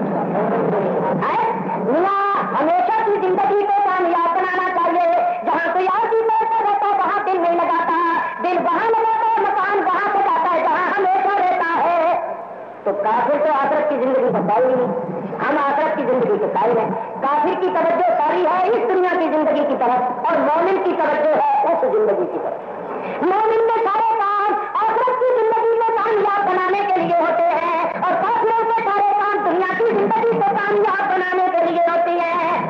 اب ہم نے کافروں کو دیکھا کہ ایسا کرتے تو دیکھا دیکھی ہم بھی ان کی روش پر چل پڑے، ساری کوشش دنیا کی زندگی کی طرف متوجہ کرتی ہیں، آخرت سے غافل ہوتے جائیں۔ اب سنا قرآن پاک کی آئے اللہ تعالیٰ صاف فرماتا ہے قل هل ننبئکم بالاخسرین اعمالا۔ قل میرے حبیب اعلان فرما دو، بتا دو ان کو، هل ننبئکم کیا ہم تمہیں بتا دیں، بالاخسرین اعمالا وہ کون لوگ ہیں جن کے عمل بڑے گھٹیا بڑے نکلنے ہیں، جن لوگوں کے عمل بڑے گھٹیا بڑے نکلنے ہیں، بتا دیں وہ کون لوگ ہیں؟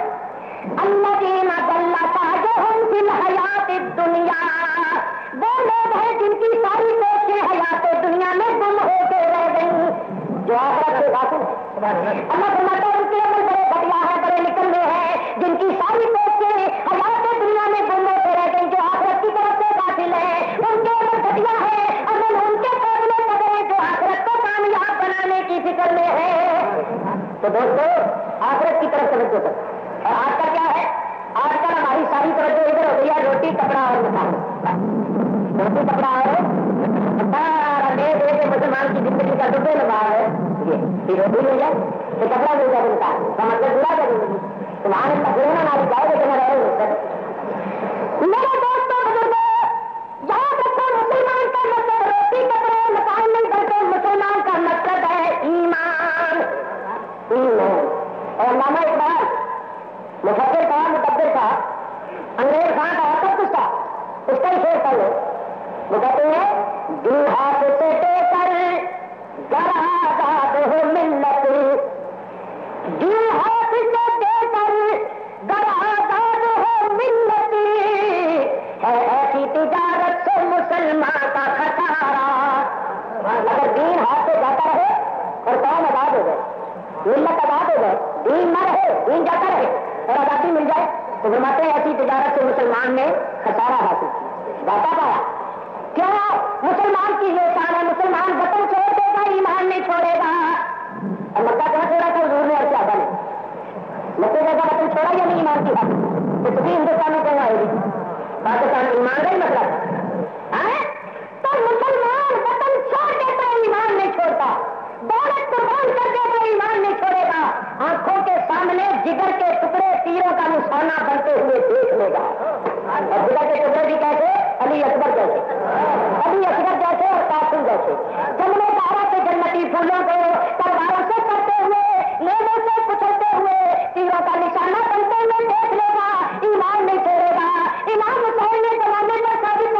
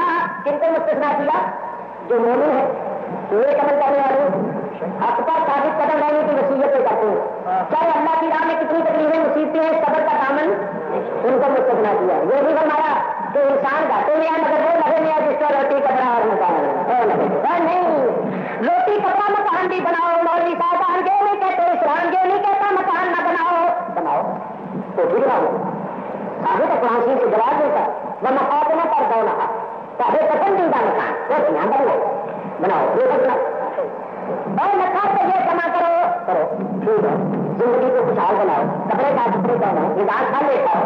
اسلام جائز ہے تو نہیں چھینتا، مگر اسلام کہتا ہے یاد رکھو مکان سکان سب کچھ بناؤ مگر مقدم ایمان کرو، کیونکہ یہ چیزیں تمہارے ساتھ نہیں جانی۔ اصل زندگی جس کے واسطے تم دنیا میں آئے وہاں تمہیں ایمان اور نیک اعمال کام آئیں گے۔ لیکن جناب آج کل تو زمانہ بڑا عجیب ہے، نوجوانوں خصوصاً میں قوم کے نوجوانوں کو خطاب کرتا ہوں، ہر معاملے میں دیکھو کہ ہمارے دین پر تو پتہ اور حرف نہیں آ رہا، کہیں بہت سے دھوکے دار ہمیں روٹی کپڑے کا لالچ دے کے ہم سے کہیں ہمارا ایمان تو نہیں چھین رہے۔ یہ دیکھو ہاں اگر دین پر حرف آتا ہو جو تحریک پہ دینی کی طرف لے جائے، جو تحریک مصطفیٰ کی غلامی سے آزاد کر دے اس تحریک کو چھوڑ دو، اس تحریک سے وابستہ ہو جاؤ جو مصطفیٰ کی غلامی کی زنجیروں میں جکڑ دے۔ قسم خدا کی ہماری کامیابی اور سربلندی اسی میں ہے کہ ہم مصطفیٰ کے غلام ہیں۔ ہاں حضور چلی کی بات اب یہ کہہ رہا تھا کہ دنیا کے مال و متا میں سے کون سی چیز ساتھ جائے گی؟ وہ آئے اگر آپ قبر میں چلے گئے، قبر کے بعد حشر کا میدان آ گیا، حشر کا میدان قیامت بولو قیامت کا دن کتنا بڑا ہوگا؟ 50,000 سال کے برابر قرآن پاک میں اللہ بنا۔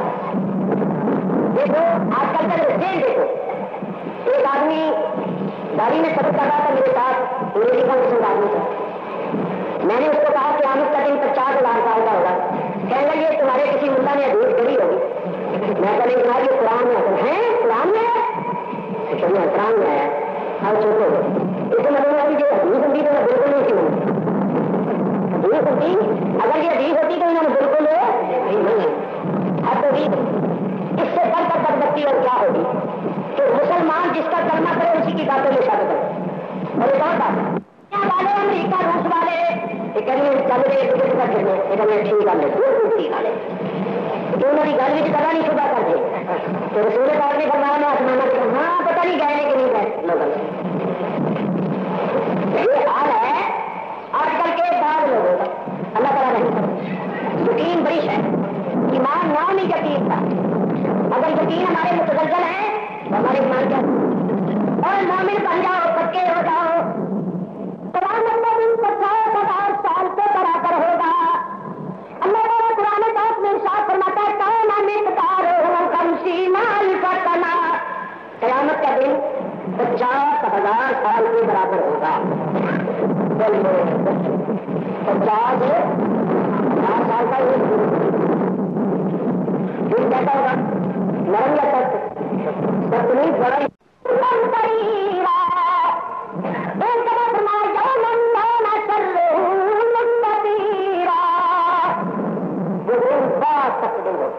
اور اس کی شکتیاں بہت پھیلی ہوئی ہوگی، بڑا کڑوا، بڑا سخت، بڑا ترک اور سخت قسم کا اللہ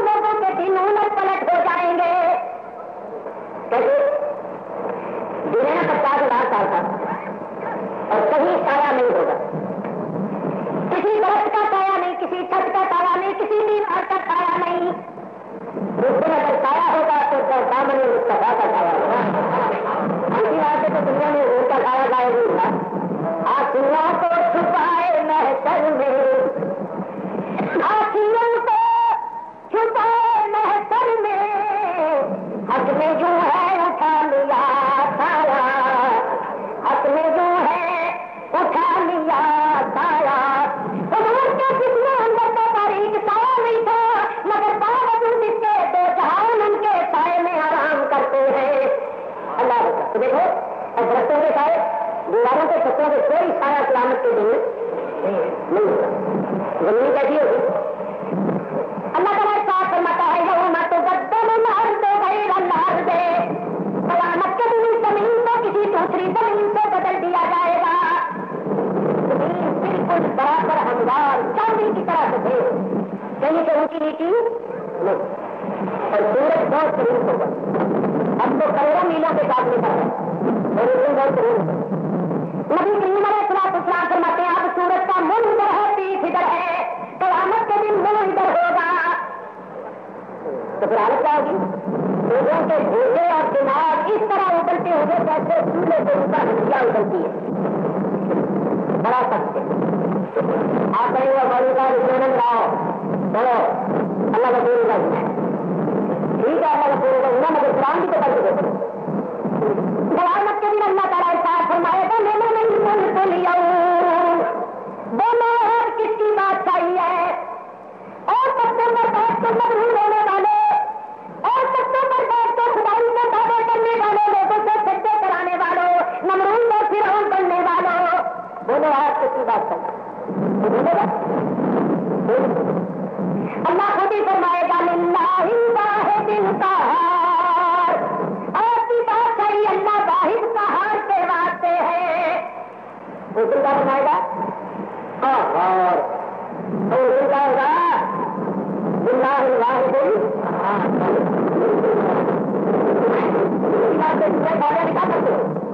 مالک یوم الدین، مالک ہے دنیا کے دنوں کا مالک نہیں، مالک دنوں کا مالک، راستوں کا مالک، کائنات کو کرنے کرنے کا مالک، مگر مالک یوم الدین کا کہتے اس لیے کہ وہ مالک ہے بے شک، لیکن اس دنیا میں لاکھوں کروڑوں ایسے ہیں جو اس کو مالک نہیں مانتے.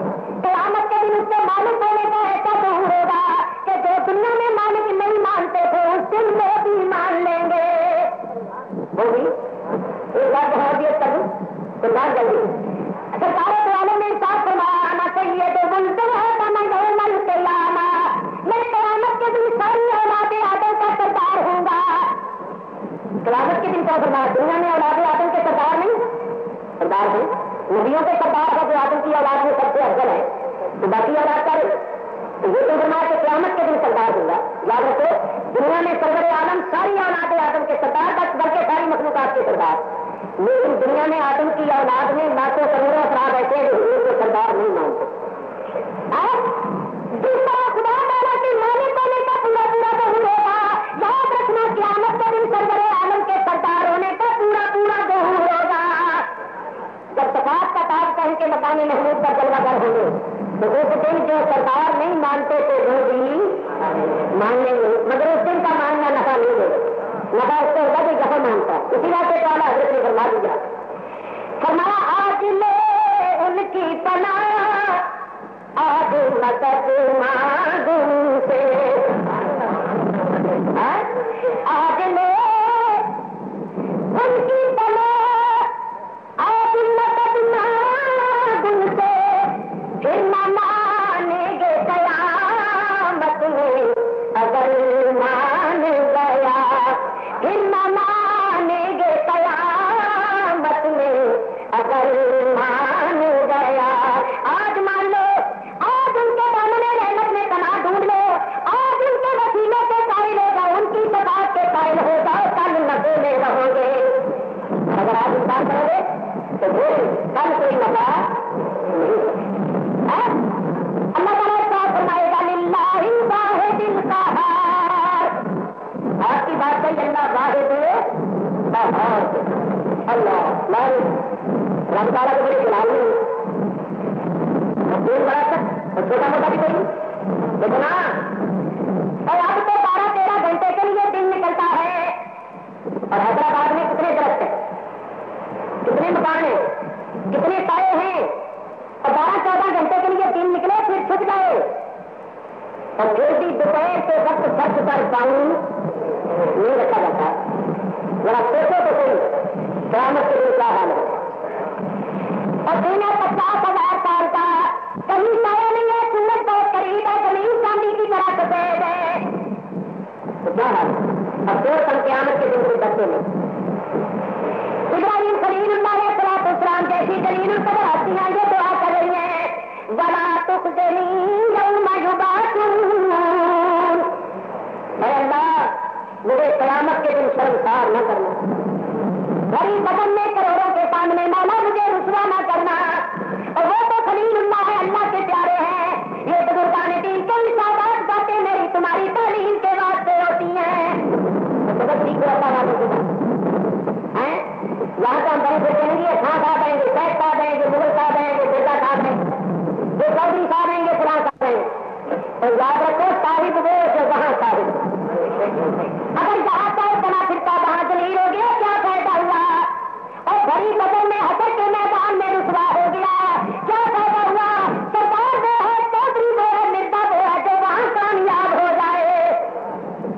بہت سنو بیٹھے وہاں بڑے موقع پر مقرر کل قیامت کے دن دلیل ہوں قرآن کر کے ایسے لوگوں کو اللہ تعالیٰ ارشاد فرمائے گا چپ اور میرے ساتھ سب کو تم دنیا میں بڑے معزز اور بڑے مکرم بنے پھرتے تھے، شرابیں پیتے ہیں، گناہ کرتے ہیں، بدکاریاں کرتے ہیں، رشوتیں لیتے ہیں، حلال حرام کی پرواہ نہیں، جائز ناجائز کی تمیز نہیں، پر لگے ہوئے خدا تعالیٰ کے دلوں میں کوئی خوف نہیں۔ اگرچہ جہاں ان کی عزت بنی ہوئی ہے دولت کی وجہ سے یا کسی عہدے کی وجہ سے، مجھے بتاؤ قیامت کے دن وہ دلیل ہوں گے یا نہیں ہوں؟ اس واسطے میرے دوستوں ہمیں کوشش کرنی چاہیے کہ وہاں عزت والے بنے۔ وہاں ایسے بھی ہوں گے نا جن کو سرور عالم ہاتھ پکڑ کے اللہ کی بارگاہ میں پیش کریں گے، مولا کریم یہ میرا بیٹا خواجہ معین الدین چشتی، اس نے 95 لاکھ کافر کو مسلمان بنایا ہے، مولا میرا بیٹا، اور کبھی ہاتھ کر کے پیش کریں گے مولا یہ میرا بیٹا عبد القادر جیلانی، اس نے دین کو زندہ کیا، لاکھوں کو فاسقوں فاجروں کو متقی پرہیزگار بنایا، پیش کریں گے نا حضور اپنی امت کے اولیاء، اور کبھی ہاتھ پکڑ کے پیش کریں گے داتا صاحب کو، کبھی مجدد الفسانی کو، کبھی مولانا احمد رضا خان کو، انہوں نے مصطفیٰ اور سرکار دو عالم ہاتھ پکڑ کے پیش کریں گے مولا کہ میرا وہ امتی ہے جس نے لوگوں کو لوگوں کے سینوں کو میری محبت سے منور کیا۔ تو ہمیں بھی کچھ کرنا چاہیے اور کوئی کوشش کرو، کوئی سرمایہ تیار کرو اللہ کی بارگاہ میں پیش کرنے کو، اللہ قیامت کے دن ہر مومن سے پوچھے گا، اللہ فرمائے گا ہے میرے بندے میں نے تیرے لیے اتنا کچھ کیا تھا، تو نے میرے لیے کیا کیا؟ اب بولو اللہ نے زمین پیدا کیا، کھانے پینے کی چیزیں اور سارے واسطے کے اپنے واسطے ہمارے لیے اللہ کو کھانے پینے کو چاہتا ہے، اس کو تو کسی چیز کی عادت اور ضرورت نہیں، وہ تو بے نیاز، اور جس کو کسی چیز کی عادت اور ضرورت ہے وہ بے نیاز نہیں ہوتا، اللہ تو بے نیاز ہے، اس نے سب کچھ ہمارے لیے پیدا کیا، وہ والذی خلق لکم ما فی الارض جمیعا، جو کچھ بھی زمین میں ہے سارے کا سارا تمہارے لیے پیدا کیا ہے۔ وہ لگتا ہے بندے میرے تیرے لیے اتنا کچھ کیا، کیسی کیسی لذتیں رکھی اور کیسے کیسے میٹھے لذیذ آم تیرے لیے بنائے، اور کئی کنو بنائے، کئی مالٹے، کئی سنترے، کئی کیلے، اور کئی انگور، اور کئی طرح طرح کے مشروبات اور معصومات، کیسی کیسی لذیذ چیزیں تیرے واسطے پیدا کی، اور میری نعمتوں کو کھا کھا کے اور میری ناشکری کرنے والے بتا تو نے میرے لیے کیا کیا؟ بس کچھ تیاری کرو، کوئی پیار کرو، میں خالی آ جاؤ گے رب کی بارگاہ میں کوئی تحفہ لے کے جاؤ، رب کے لیے تحفہ اب پوچھے گا ارے تو میرے لیے کیا تحفہ لائے، تو کیا مٹھائی کا ڈبہ لے جاؤ؟ ہمارا کون ہمارے اللہ کے ساتھ، اور رب کھانے پینے سے پاک، اور کی کرو گے کی لے جاؤ گے، کپڑے کا جوڑا لے جاؤ گے، اور رب پہننے سے پاک، بولو کیا تحفہ لے کے جاؤ؟ اور میں تمہیں بتاؤں جو تحفہ لے کے جاؤ، جو تحفہ ہمارے نبی پاک نے پیش کیا اور پھر رب کی بارگاہ میں قبول ہوا، ہمارے نبی پاک کا معراج کی رات اللہ سے حضور گئے تو کیا تحفہ لے کر گئے؟ اللہ نے فرمایا میرے نبی میرے لیے کیا تحفہ لائے ہو؟ تو نبی کریم نے کیا تحیات للہ والصلوات والطیبات، مولا میں اپنی عبادت اور بندگی یہ تیری بارگاہ میں تحفہ لایا، حضور نے عبادت کا تحفہ پیش کیا، مولا جتنی زبان سے تیری عبادت کی ہے، بدن سے تیری عبادت کی، اپنے مال سے تیری عبادت کی، سب بندگی عبادت تیری بارگاہ میں حاضر ہے۔ بولو کہ ہمارے نبی پاک نے کیا تحفہ پیش کیا؟ عبادت بندگی، تو پھر اللہ نے یہ تحفہ قبول کیا یا نہیں؟ قبول کیا، اور آگے سے کیا تحفہ دیا؟ اللہ تعالیٰ نے ارشاد فرمایا السلام علیک ایھا النبی ورحمۃ اللہ وبرکاتہ، اے معروف تیرے اوپر سلام ہو، اللہ کی رحمتیں اور برکت، تو یہی تحفہ لے کر جائے عبادت کر، بندگی کرو اور نمازیں پڑھا کرو، قرآن شریف کی تلاوت کیا کرو، قرآن شریف کی تلاوت کرو، نمازیں پڑھو، روزے رکھو، درود شریف پڑھا کرو، جو تحفے تیار کرو یہی تحفے ہیں جو اللہ رسول کی بارگاہ میں پیش کرنی ہے. خالی ہاتھ نہیں جانا، تو گزاری کرو، نہیں تو بڑے شرمسار ہو جائیں گے. بڑی بدن میں کیا حال ہوگا ہے؟ بڑا سخت دل رب تعالیٰ شان جلال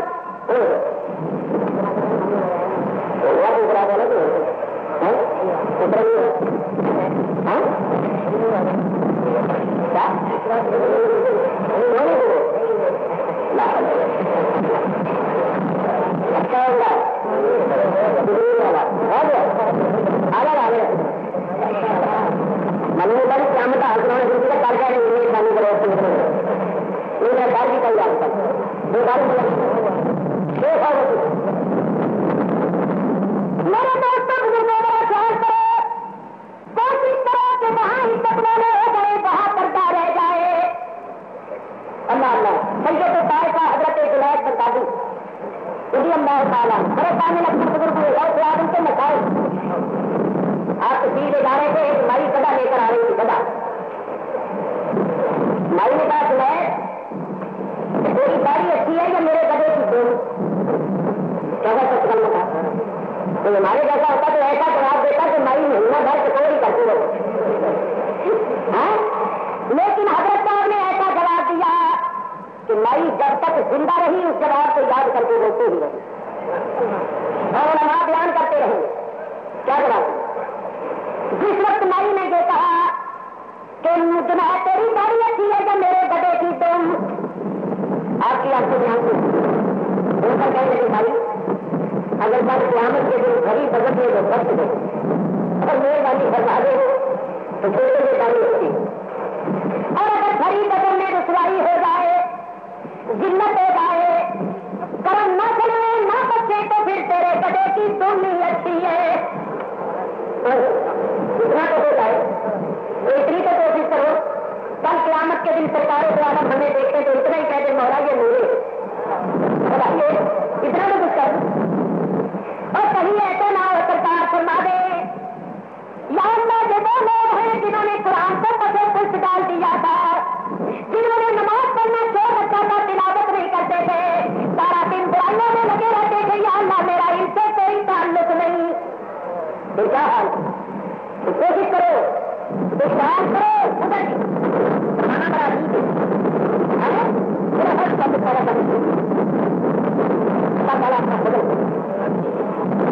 بڑا سخت دن میں جلدی کروں تو بات کیسے کرے گی؟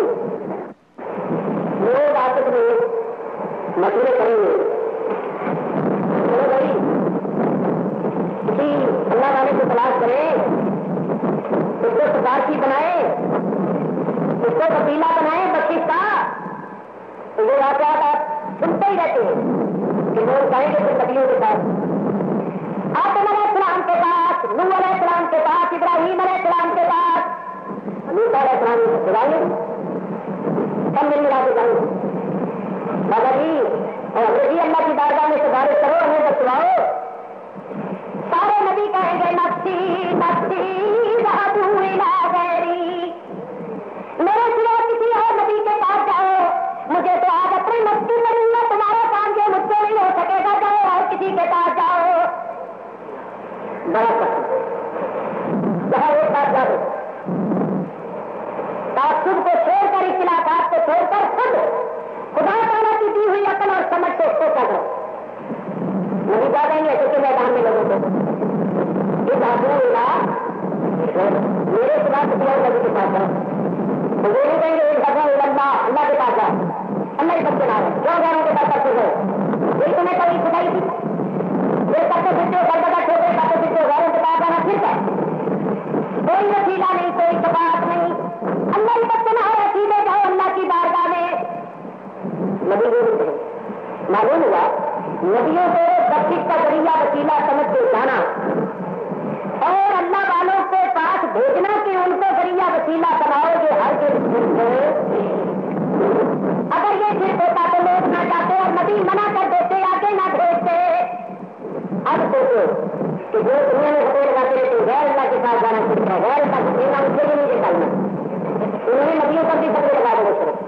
کہ تم بھی گاڑی بتا بھی دے رہے. اور ایک بات اور سوچو, جو لوگ کہتے ہیں عمل ہی کام آئیں گے, عملوں کا وسیلہ اور کوئی وسیلہ نہیں, عمل دونوں سب کے پاس ہوئے یا نہیں؟ ہم بازار ہو گئے اچھا دکھاتا ہوں یا نہیں؟ تو کسی کو ضرورت ہوگی کہ جائے رب کی بارگاہ میں مارا پھر کاٹا تاریخ حساب میں نمانا دے دے جنت بولو. اور عمل سب کے پاس ہوں گے, پھر بھی سچی وسیلے کی تلاش ہوگی. میں بولوں ہمارے عمل بھی قبول ہو گئے تو مصطفیٰ کے وسیلے سے سب کچھ ہے. عیسیٰ علیہ السلام کے ساتھ جاؤ اور عیسیٰ علیہ السلام کہیں گے ہم لوگوں کو ادھر پھرتے ہو بہت بار بار کی چھوٹے کھاتے بچے ہو. نفسی نفسی ذهبوا الى محمد اذهبوا الى حبیب اللہ. اور ان کی بارگاہ میں جاؤ. اعلیٰ حضرت امام اہل سنت ضرور اٹھے اور فرمایا کلمہ نجی نجی ہو سبھی سے کہیں پر کہیں نہ بنی.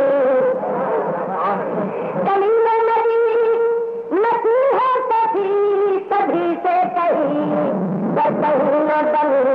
دیکھا داری کہ خلق پھری کہاں سے کہاں تمہارے لیے.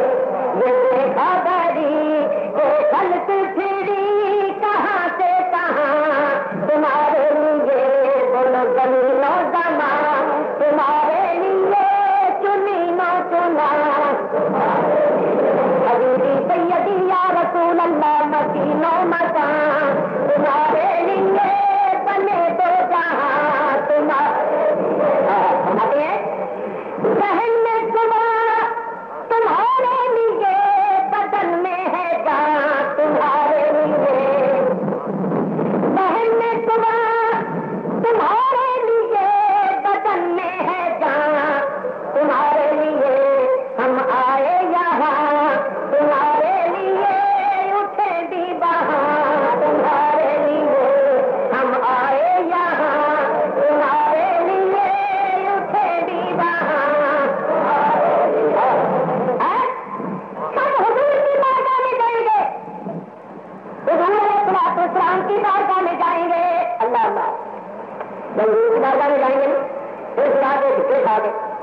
ایک بات یہاں اور بھی قابل غور ہے, یہ بخاری شریف کی حدیث ہے, مسلم شریف کی حدیث ہے کہ سارے نبی نفسی نفسی کہہ کے قرآن دیکھیں گے.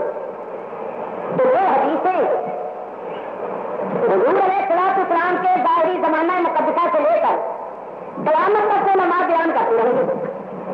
استاد طلباء کو پڑھاتے رہیں گے, باعثین بعضوں میں مقررین تقریروں میں, اور اہل قلم حضرات اپنی تحریر خلط کر لے گا. یہ ایک مثال دے گا. کیوں؟ تاکہ در بدر سے دکھے کھائیں مایوسیوں کا منہ دیکھ کے پھر میرے حبیب کی بارگاہ میں جائے تاکہ ان کو میرے حبیب کی قدر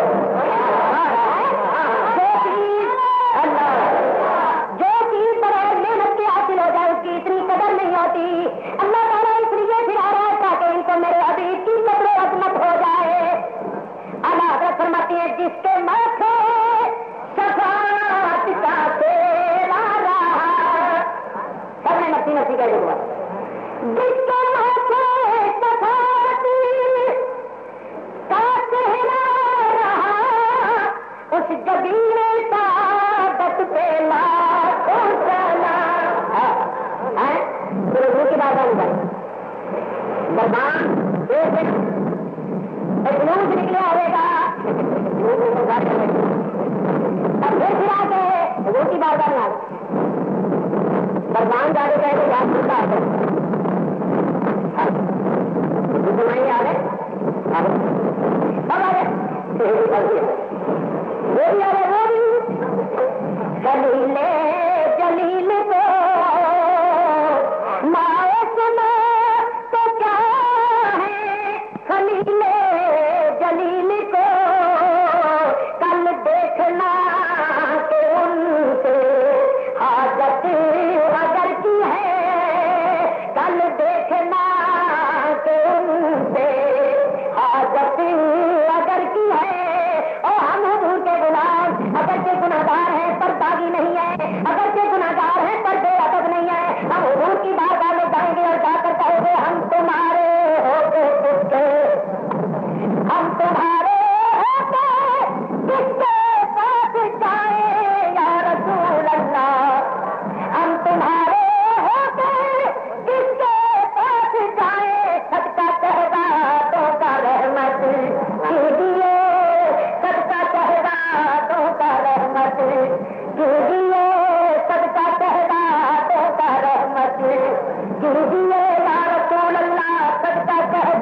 تو ارے سکتے اللہ فرمائے گا بچہ تو سکتا محبوب تو سے بات کر تیری سے بات قبول ہوگی اور تیرا تو اشارہ کر کے تیرا اشارہ ہوگا تیرے پاس